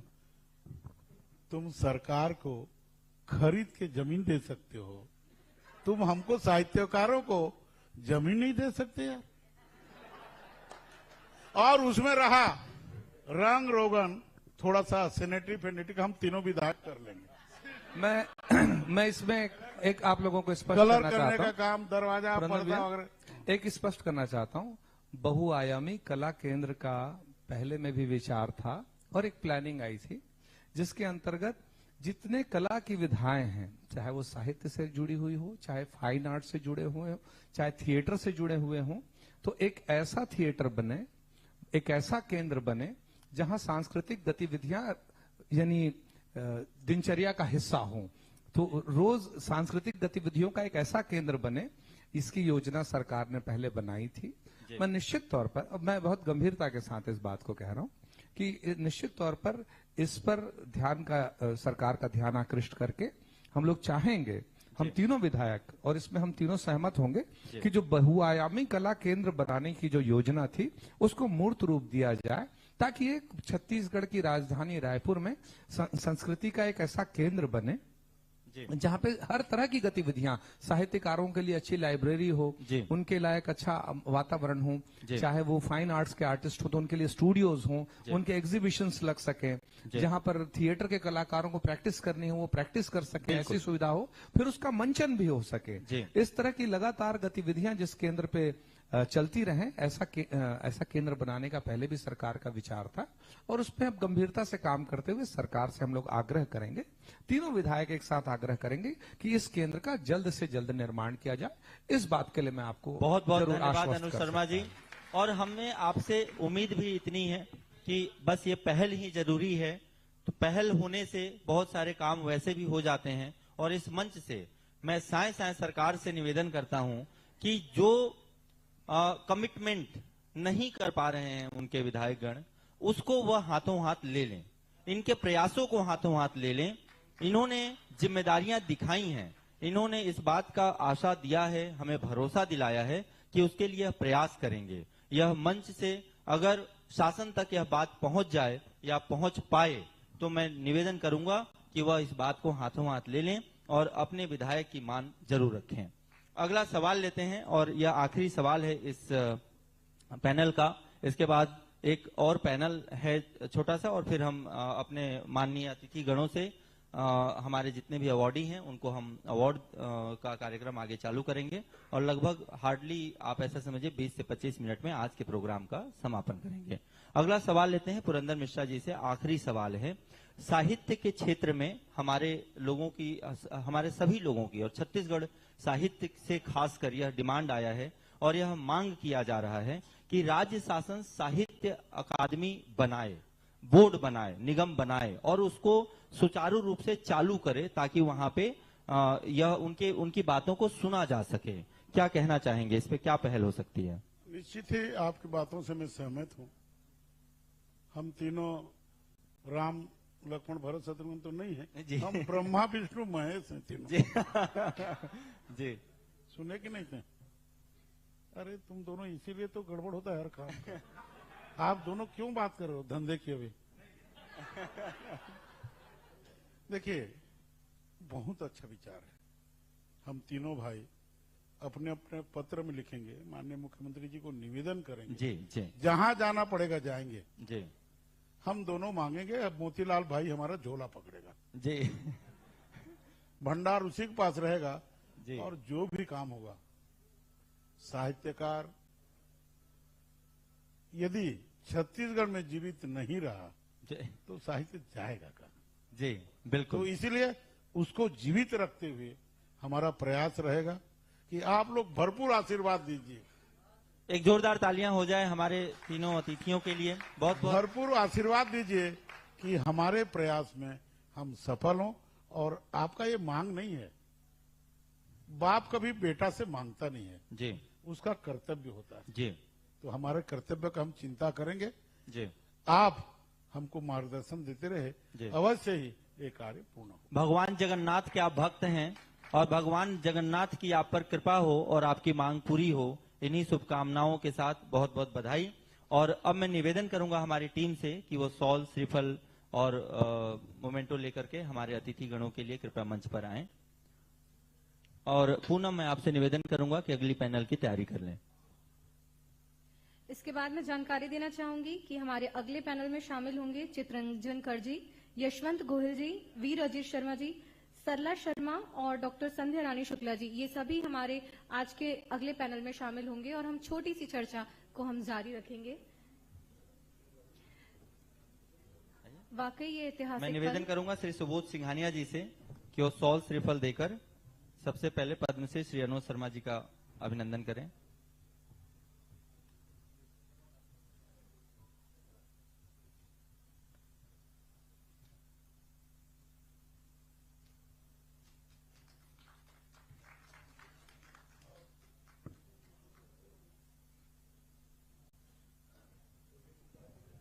मोतीलाल साहू जी के अभिनंदन के लिए निवेदन करूंगा कि 100 श्रीफल प्रदान करें, सम्मान प्रदान करें।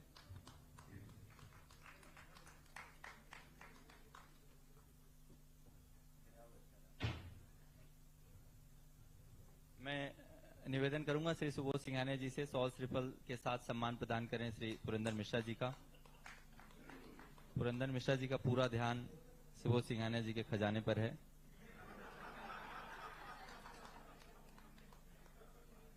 साथ में आशीर्वाद भी। सम्मान कर दिया, नारियल दे दिया। कभी भी ब्राह्मण का सम्मान होता ना, खाली हाथ नहीं होता। खाली हाथ नहीं होता। और दो देने का भाव मेरे प्रति होगा, उसको इसका शुरुआत कर देना। जी बिल्कुल। मोमेंटो प्रदान करें श्री अनुज शर्मा जी को, श्री सुबोध सिंघानिया जी।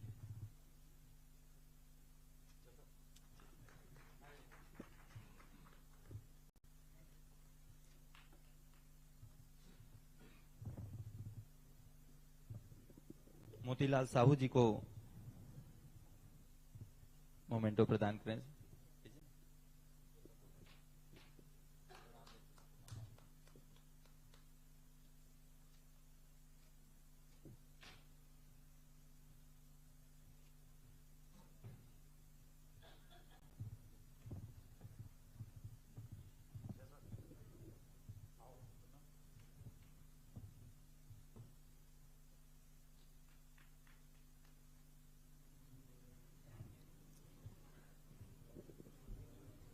पुरंदर मिश्रा जी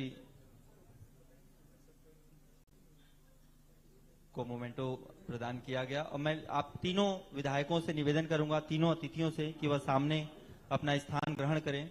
भावेश, अंकुर स्थान ग्रहण कराएं। और इसके बाद एक छोटा सा 5 मिनट का पैनल है। उसके बाद हमारे तीनों अतिथिगण के कर कमलों से हमारे सभी जितने भी साहित्यकार गण हैं जिनको आज सम्मान यहाँ पे मिल रहा है, वो उनको सम्मान प्रदान करेंगे। आप तीनों से निवेदन है, सामने मंच के सामने अपना स्थान ग्रहण करें। मैं अनुरोध करूंगी चित्रंजन कर जी से कि वे मंच पर आएं। यशवंत गोहिल जी, वीर अजीत शर्मा जी, सरला शर्मा और डॉक्टर संध्या रानी शुक्ला जी, आप सभी से अनुरोध करूंगी कि वे मंच पर आएं और हमारी एक छोटी सी चर्चा में भागीदारी लें।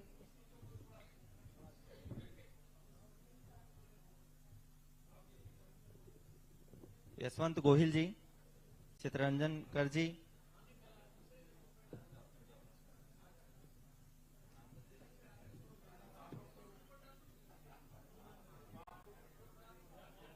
सरला शर्मा जी, संध्या रानी शुक्ला जी, वीर अजीत शर्मा जी, प्लीज मंच पर आएं।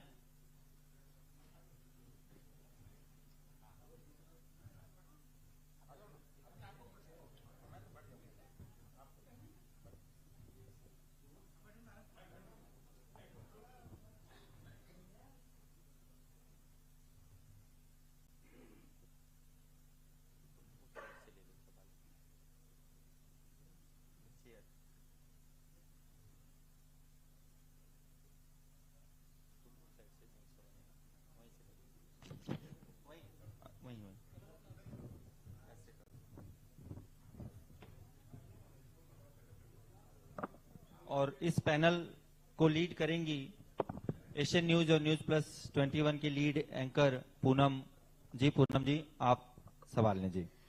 हमारे बीच में चित्रंजन कर जी हैं जो भाषाविद साहित्यकार हैं। सर, सबसे पहले तो मेरा सवाल आपसे ही है कि किस तरीके से चित्रंजन सर कि किस तरीके से आप अभी के साहित्य की प्रासंगिकता पर नजर डालते हैं सर। साहित्य की प्रासंगिकता पर बात करने के पहले बहुत सारी बातें साहित्य की महत्ता पर, साहित्य की जरूरत पर हो चुकी हैं। हमारे प्रिय विधायक गण हैं यहाँ से, पुरंदर मिश्रा जी, श्री अनुज शर्मा जी, पद्मश्री श्री मोतीलाल साहू जी, और तमाम हमारे साहित्यकार भाई हैं, बहनें हैं। साहित्य की प्रासंगिकता जब से साहित्य बनना शुरू हुआ है, या जब से मानव सभ्यता संस्कृति की शुरुआत हुई है, तब से लेकर आज तक इसलिए बनेगी कि हर साहित्य, हर कला काल से संवाद करती है। रामचरितमानस जब लिखा गया तब का समय और आज का समय निश्चित रूप से अलग अलग है, लेकिन रामचरितमानस की प्रासंगिकता क्यों नहीं समाप्त हुई? वाल्मीकि की प्रासंगिकता क्यों नहीं समाप्त हुई? वेदों की प्रासंगिकता आज भी इसलिए बनी है कि उसमें जो उनका समय है, उनका जो स्थान है, उन सब से उन्होंने संवाद किया है। पूरे ब्रह्मांड को उन्होंने समझने की कोशिश की है, और आज वो हमारे लिए पाथेय बना है। मैं तो कहता हूं यदि साहित्य न होता तो हम विकसित ही न होते, सभ्य न होते। लोरी, दादा दादी, नाना नानी की किस्से कहानियां, उसके प्रमाण है पंचतंत्र, हितोपदेश, जातक कथाएं, इनसे हमको संस्कार मिला है। मैं भाषा को संस्कृति कहता हूं और साहित्य को गिरीश जी संस्कार कहता हूं। बहुत बढ़िया। भाषा संस्कृति है और संस्कृति खेती है, संस्कृति खेती है और साहित्य फसल है। तो संस्कार है, और संस्कार देने के लिए साहित्य के अलावा और कुछ नहीं है। ये जरूरी नहीं है कि पढ़ा लिखा व्यक्ति संस्कारित होता है, ऐसा नहीं है। मौखिक साहित्य हमारा इतना ज्यादा है, जो हमारे सुदूर क्षेत्रों में, आदिवासी क्षेत्रों में आप देखें, वहां साहित्य नहीं है क्या? लोक साहित्य है, उसमें संस्कार है। कार्ल मार्क्स को लोग दूसरे रूपों में जानते हैं, अनुज जी, द्वंद्वात्मक भौतिकवाद के जनक कहते हैं। वो एक बहुत बड़े दार्शनिक थे, जर्मन दार्शनिक। उन्होंने एक वाक्य कहा है, बहुत बड़ी बात कही है, कविता मनुष्यता की मातृभाषा है। अर्थात ये जो हमको मनुष्यता मिली है, संस्कार मिला है, संवेदना जो मिली है, वाल्मीकि का जो शोक था वो श्लोक बन गया। शोक श्लोकत्तम गतः, यानी शोक श्लोक बन गया। अभी हमारे एक मित्र ने कहा, अली जी कहाँ गए, मीर अली, कि जब तक पीड़ा होगी, संवेदना होगी, तब तक मनुष्यता होगी। और मनुष्यता को जीवित रखने के लिए साहित्य की प्रासंगिकता सदैव रहेगी। विधाएं कोई भी हो सकती है। एक बात और कहकर अपनी बात मैं यहाँ विराम दूंगा। एक अनुज जी ने उस बात को थोड़ा सा टच किया था, लेकिन मैं थोड़ा सा उसको विस्तार दे रहा हूं। कला अतिरिक्त नहीं है। एक हमारे मित्र ने कहा था उस समय, मनोरंजन मात्र नहीं है, कला जीवन की अपूर्णता में पूर्णता का अनुष्ठान है। बहुत ही सुंदर। कोई ऐसा व्यक्ति बता दे उसकी सारी इच्छाएं जीवन काल में पूर्ण हो गई हूं। दो पंक्तियां मेरी मुझे याद आ रही हैं, आप सबको समर्पित।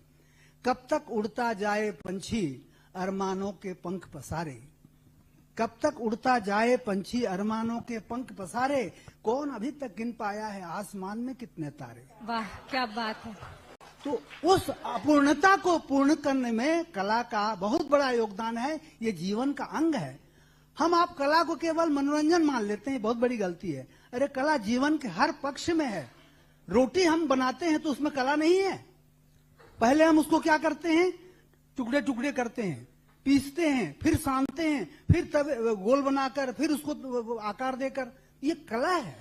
वस्त्र की कला है, केश की कला है। कला जीवन के लिए आवश्यक है। और मैं समझता हूं कला यदि मनुष्य में नहीं है तो मनुष्य कहां है। हमारे महेश भाई ने कहा ना, बहुत बड़ी बात कही, ये सामने क्या है जो है गानम है, तो जिनमें वो नहीं साक्षात पशु पिच विषाण। तो ये पशु और हम में यही बहुत बड़ा अंतर है। हमने कला से सभ्यता से कला सीखी, कला से सभ्यता सीखी।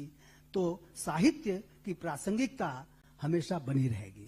धन्यवाद। हमारे साथ इस पैनल में वीर अजय शर्मा जी मौजूद हैं। मैं उनसे अगला सवाल करना चाहूंगी। वीर अजय शर्मा जी साहित्य सृजन संस्थान चलाते हैं, जो विगत कई वर्षों से लगातार साहित्य के क्षेत्र में प्रयास कर रहे हैं। सर, आपने लगभग 250 से भी ज्यादा कथाकार, साहित्यकार सबको एकत्रित किया हुआ है। किन चुनौतियों का सामना करना पड़ता है और इनके भविष्य के बारे में आप कुछ 2 शब्दों में कहें।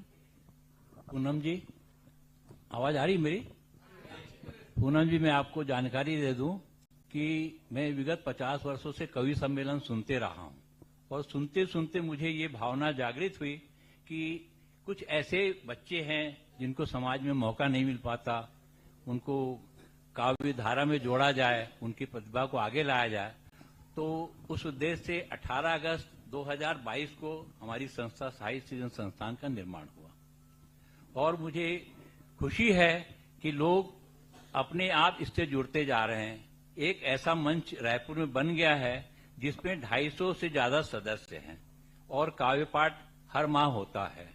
तो ये मैं जानकारी दूं पूनम जी की इस जो संस्था का निर्माण है एक ऐसे व्यक्ति ने किया जो साहित्य के प्रति जीरो है और साहित्य के एक धारा को प्रभावित करने के लिए मैं सब लोग को धन्यवाद देता हूं। लोग जुड़ते जा रहे हैं हमारे साथ में और निश्चित ही ये जो मंच है इसमें मैं आपको 1-2 उदाहरण दूंगा कि ऐसे ऐसे लोग आते हैं।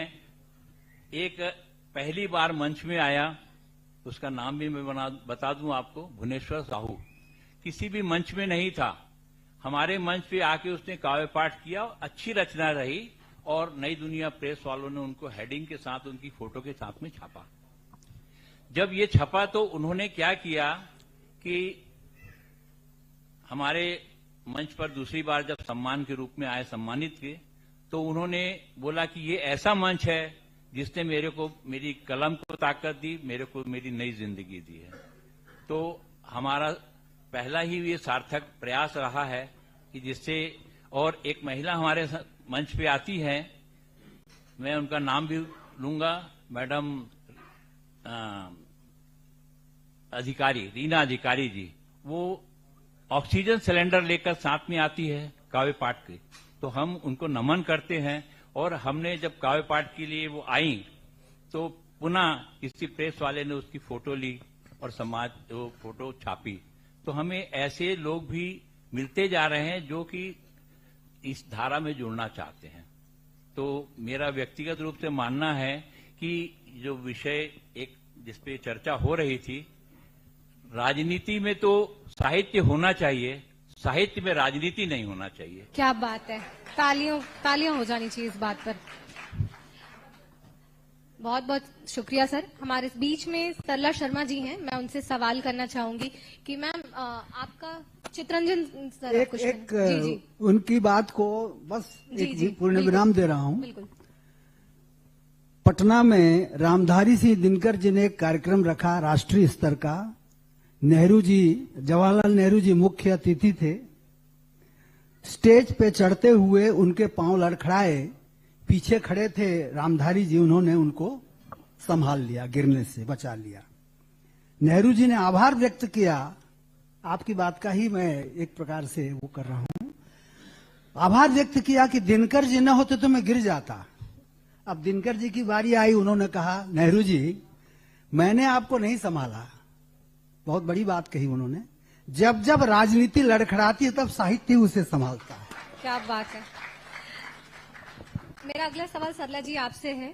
आपके हिसाब से साहित्यकारों के लिए अभी मंच में और क्या स्थान मिलने चाहिए जो अभी उनको नहीं मिल पा रहे हैं? मुझसे पूछ रहे हैं। सरला जी से सवाल है ये है मंच की खूबसूरती।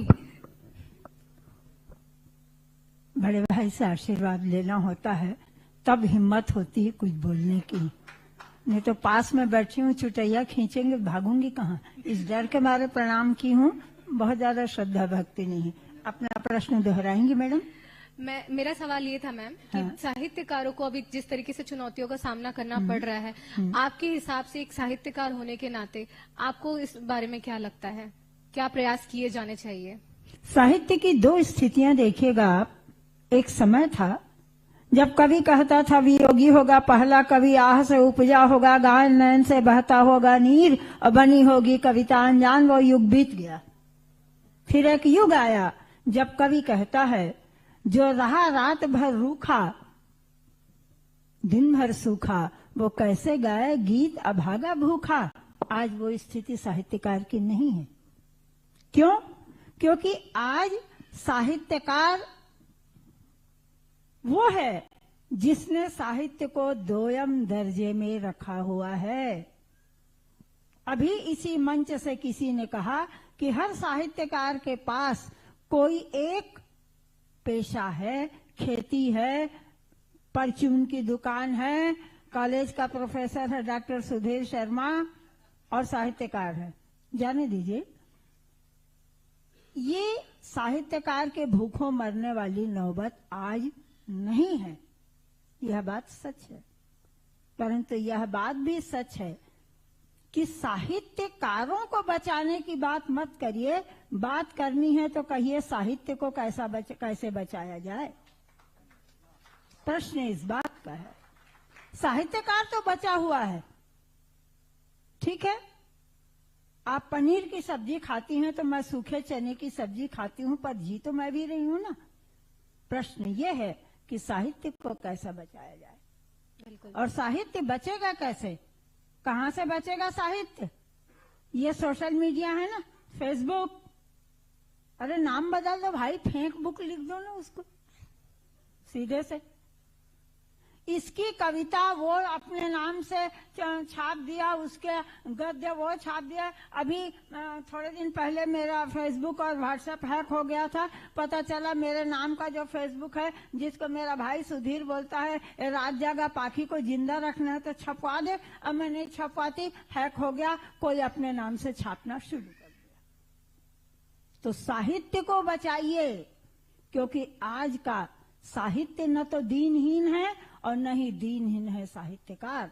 तो साहित्य को बचाने की बात कीजिए मैडम, साहित्यकार अपने आप बचा रहेगा। बिल्कुल सही बात कही मैडम आपने। हमारे साथ चित्रंजन जी चर्चा का स्वरूप है ये, इसलिए मैं बीच बीच में इंटरप्ट कर रहा हूँ, क्योंकि मुझे याद दिलाने से ही मुझे याद आता है।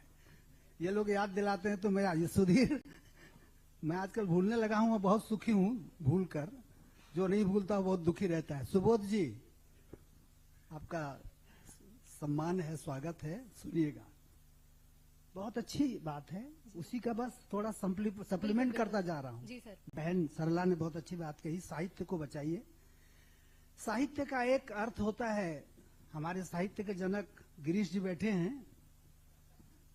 साहित्य के जनक, उनके लड़के का नाम साहित्य है।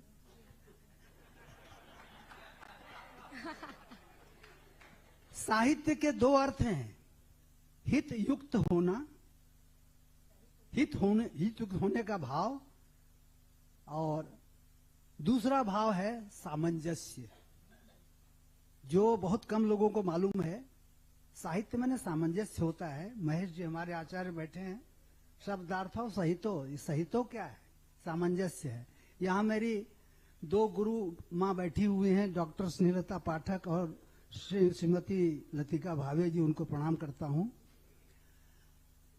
साहित्य हित करने वाला, मैं तो मानता हूं आपकी बात को समर्थन देते हुए, जो साहित्य मेरा हित नहीं कर पाया, दूसरे का क्या हित करेगा? मैंने जब जब साहित्य रचना की है, दो राहे पर आया हूं, मुझे दिशा मिली है। जरूरी नहीं है कि साहित्यकार साहित्य से ही पैसा कमाए, उसको कोई न कोई दिशा उसकी रुचि और क्षमता के अनुसार मिलेगी। शब्द शब्द में समाधान में ढूंढ रहा हूं, शब्द शब्द में समाधान में ढूंढ रहा हूं, ईंट ईंट में ही मकान में ढूंढ रहा हूं। शब्दों में ही सिमट गया है सारा अनुभव, इधर उधर बिखरे प्रमाण में ढूंढ रहा हूं। क्या बात है। हम ना शब्द ब्रह्म के आराधक हैं, तो हमको कैसे उसके लिए सोचना पड़ेगा कि हमें जीविका मिलेगी कि नहीं मिलेगी। धन्यवाद। मेरा अगला सवाल यशवंत गोयल जी से है। वरिष्ठ पत्रकार हैं और डिजिटल लीड भी करते हैं। मेरा आपसे सवाल ये है कि जिस तरीके से अभी हम साहित्य और साहित्यकारों की बात कर रहे हैं, अभी सरला जी ने एक सवाल उठाया कि कॉपीराइट कंटेंट की उन्होंने बात की, उनका अकाउंट भी हैक हो गया। अभी हमारे सामने कई प्लेटफॉर्म आए, चाहे वो 3-4, मैं नाम ना लेना चाहूंगी इस मंच के माध्यम से, लेकिन 3-4 एप्स के माध्यम से हमने देखा है कि कॉपीराइट कंटेंट की भी बात हुई।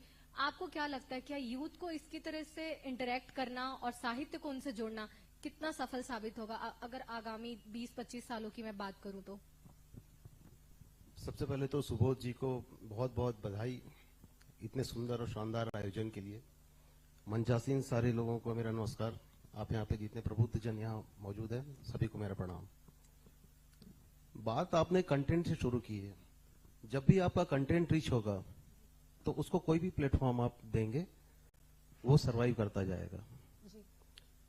पत्रकारिता, मैं पत्रकारिता के पेशे से जुड़ा हुआ हूँ। अकबर इलाहाबादी का एक शेर था उस जमाने में, न खींचो न कमान न तलवार निकालो, जब तोप मुकाबिल हो तो अखबार निकालो।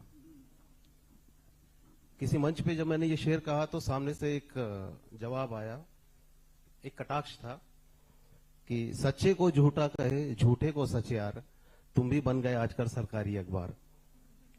कहने का मतलब ये है कि लोग पढ़ रहे हैं, जान रहे हैं और ये चीजें सोशल मीडिया के प्लेटफॉर्म से उनको मिल रही है।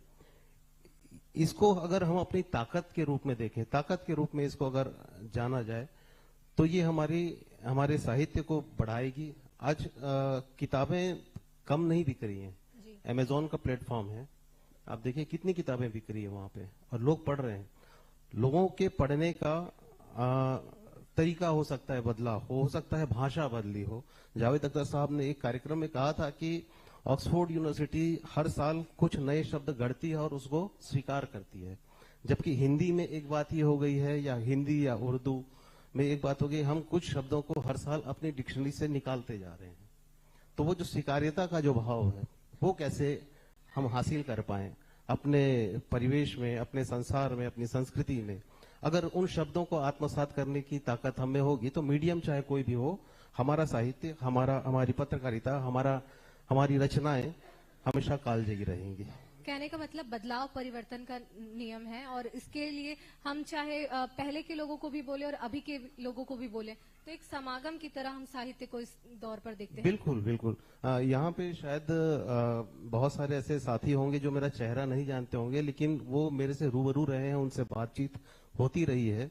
2010 के आसपास जब मैं दैनिक भास्कर बिलासपुर में था तो मैंने छत्तीसगढ़ी में एक पृष्ठ निकाला था, एक पेज निकाला था संगवारी जी। और उसमें बहुत सारे लोगों के आर्टिकल्स आते थे और मैंने उसको निकालने की शर्त ये लगी थी कि हम किसी से फ्री में उसको में आर्टिकल नहीं लिखवाएंगे। जो बात हो रही थी यहाँ पर कि आर्थिक रूप से जो बात होती तो उसके लिए हम कुछ न कुछ सम्मान निधि जरूर देंगे।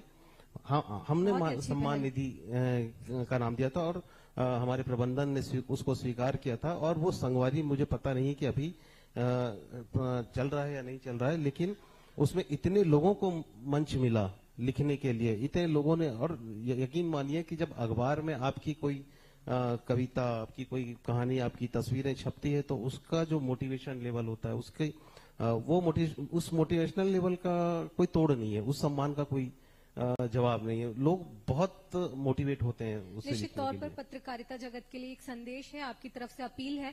मैं इस मंच के माध्यम से सभी से अपील करना चाहूंगी, पत्रकार साथियों से भी, कि इस दिशा पर आगे कदम बढ़ाएं क्योंकि समय का अभाव है। मैं संध्या रानी शुक्ला जी से भी बातचीत करना चाहूंगी। मैम, आप एक शिक्षिका हैं और संस्कृत छत्तीसगढ़ी साहित्यकार भी हैं। आपको क्या लगता है कि जैसे कि हम स्कूल कॉलेजेस में सब्जेक्ट्स पढ़ते हैं, साहित्य को भी वैसा मंच नहीं मिल पाता है या उस तरीके से हम पढ़ा नहीं पाते, आपके हिसाब से इस दिशा में क्या प्रयास किए जाने चाहिए?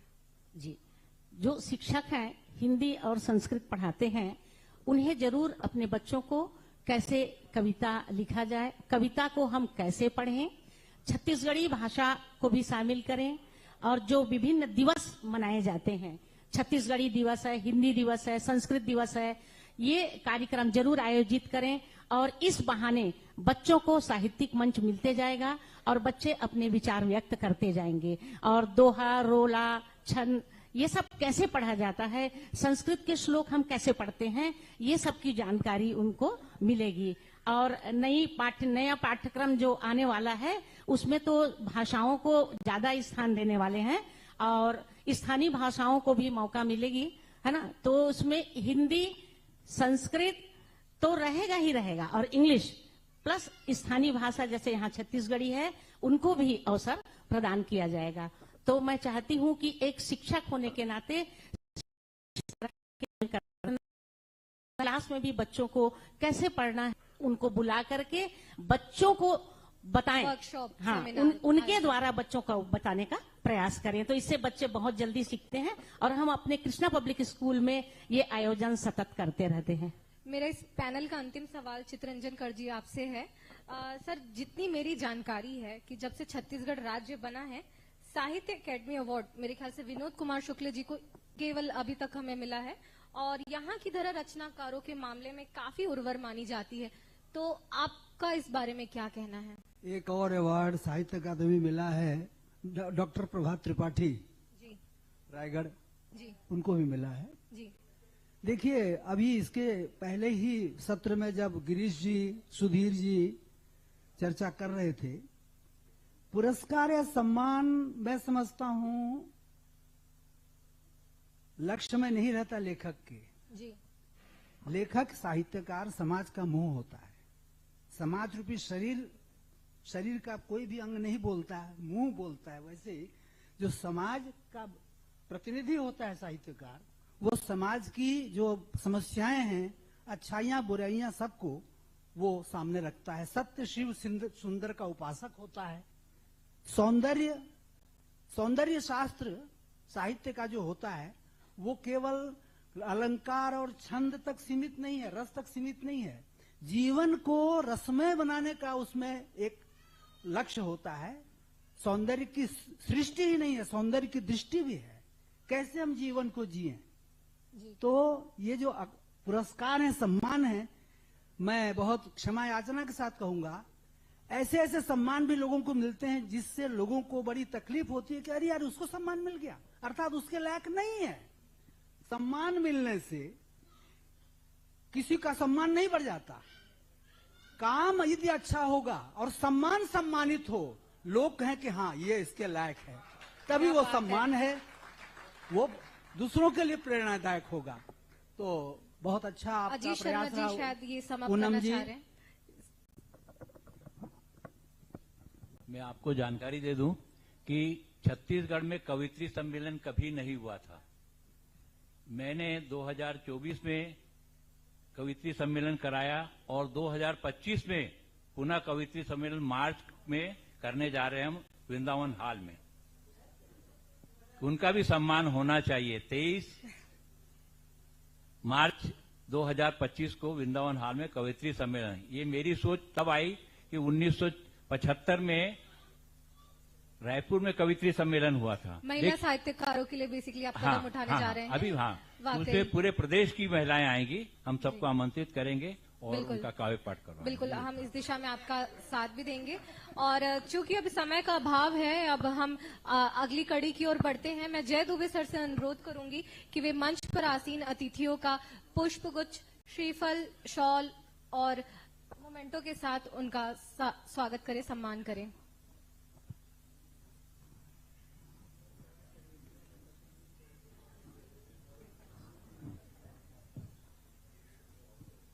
अब हम कार्यक्रम की अगली कड़ी की ओर बढ़ेंगे। जिस विषय के लिए आज हम उपस्थित हैं, साहित्य विचार एवं सम्मान 2024, उस दिशा की ओर हम बढ़ेंगे। ये हमारा अंतिम पैनल था जिसमें आज हमने बातें की।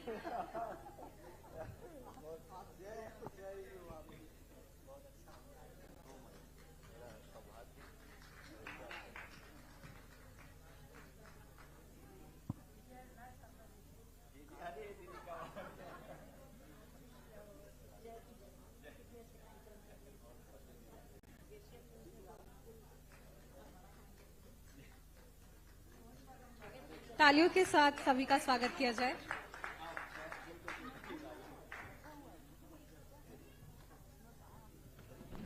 बहुत बहुत धन्यवाद पूनम। और जैसा कि अभी सरला दीदी ने कहा और सब लोगों ने बहुत सराहना की कार्यक्रम की। एक जोरदार ताली हो जाए हमारे भी उत्साह के लिए। हमें भी उत्साह की जरूरत है और यह उत्साह इसलिए चाहिए क्योंकि 2025 का आयोजन भी हो सके।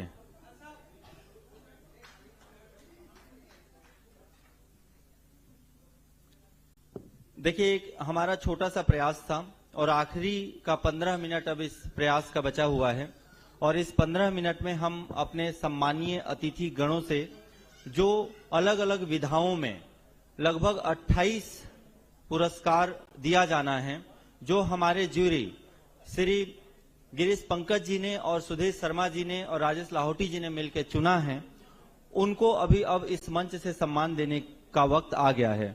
हाँ, हटा लो। टीम सरोवर पोर्टिको प्लीज मंच को खाली करें। इस बीच में मैं वापस से पुनः आप सभी को लाता हूं वहां पर जहां से हम शुरुआत किए थे। हमारी कोशिश थी, निश्चित है, मुझे उम्मीद है, मैं आशा करता हूं कि आप लोगों को यह कार्यक्रम पसंद आया होगा। आप लोगों ने जिस दृढ़ता से सुना हमारे सभी लोगों को, चाहे वो हमारे सभी विधायक गण हो या हमारे मंचस्थ जितने भी पैनलिस्ट हों, सभी की बातों को जितने गुणता से आपने सुना, यह बात काबिले तारीफ है। मतलब यह सही में जरूरत थी, इस समय की मांग थी, जिसको एशियन न्यूज और न्यूज प्लस 21 ने उठाया।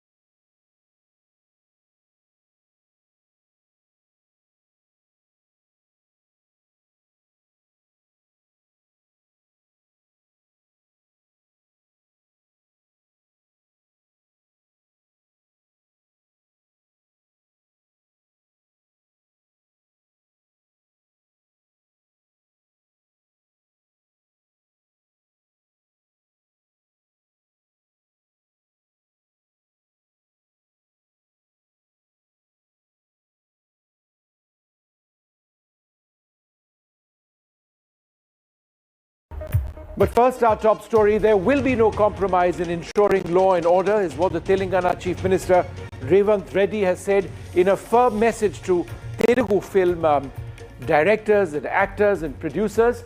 There was a big meeting today amidst trade ties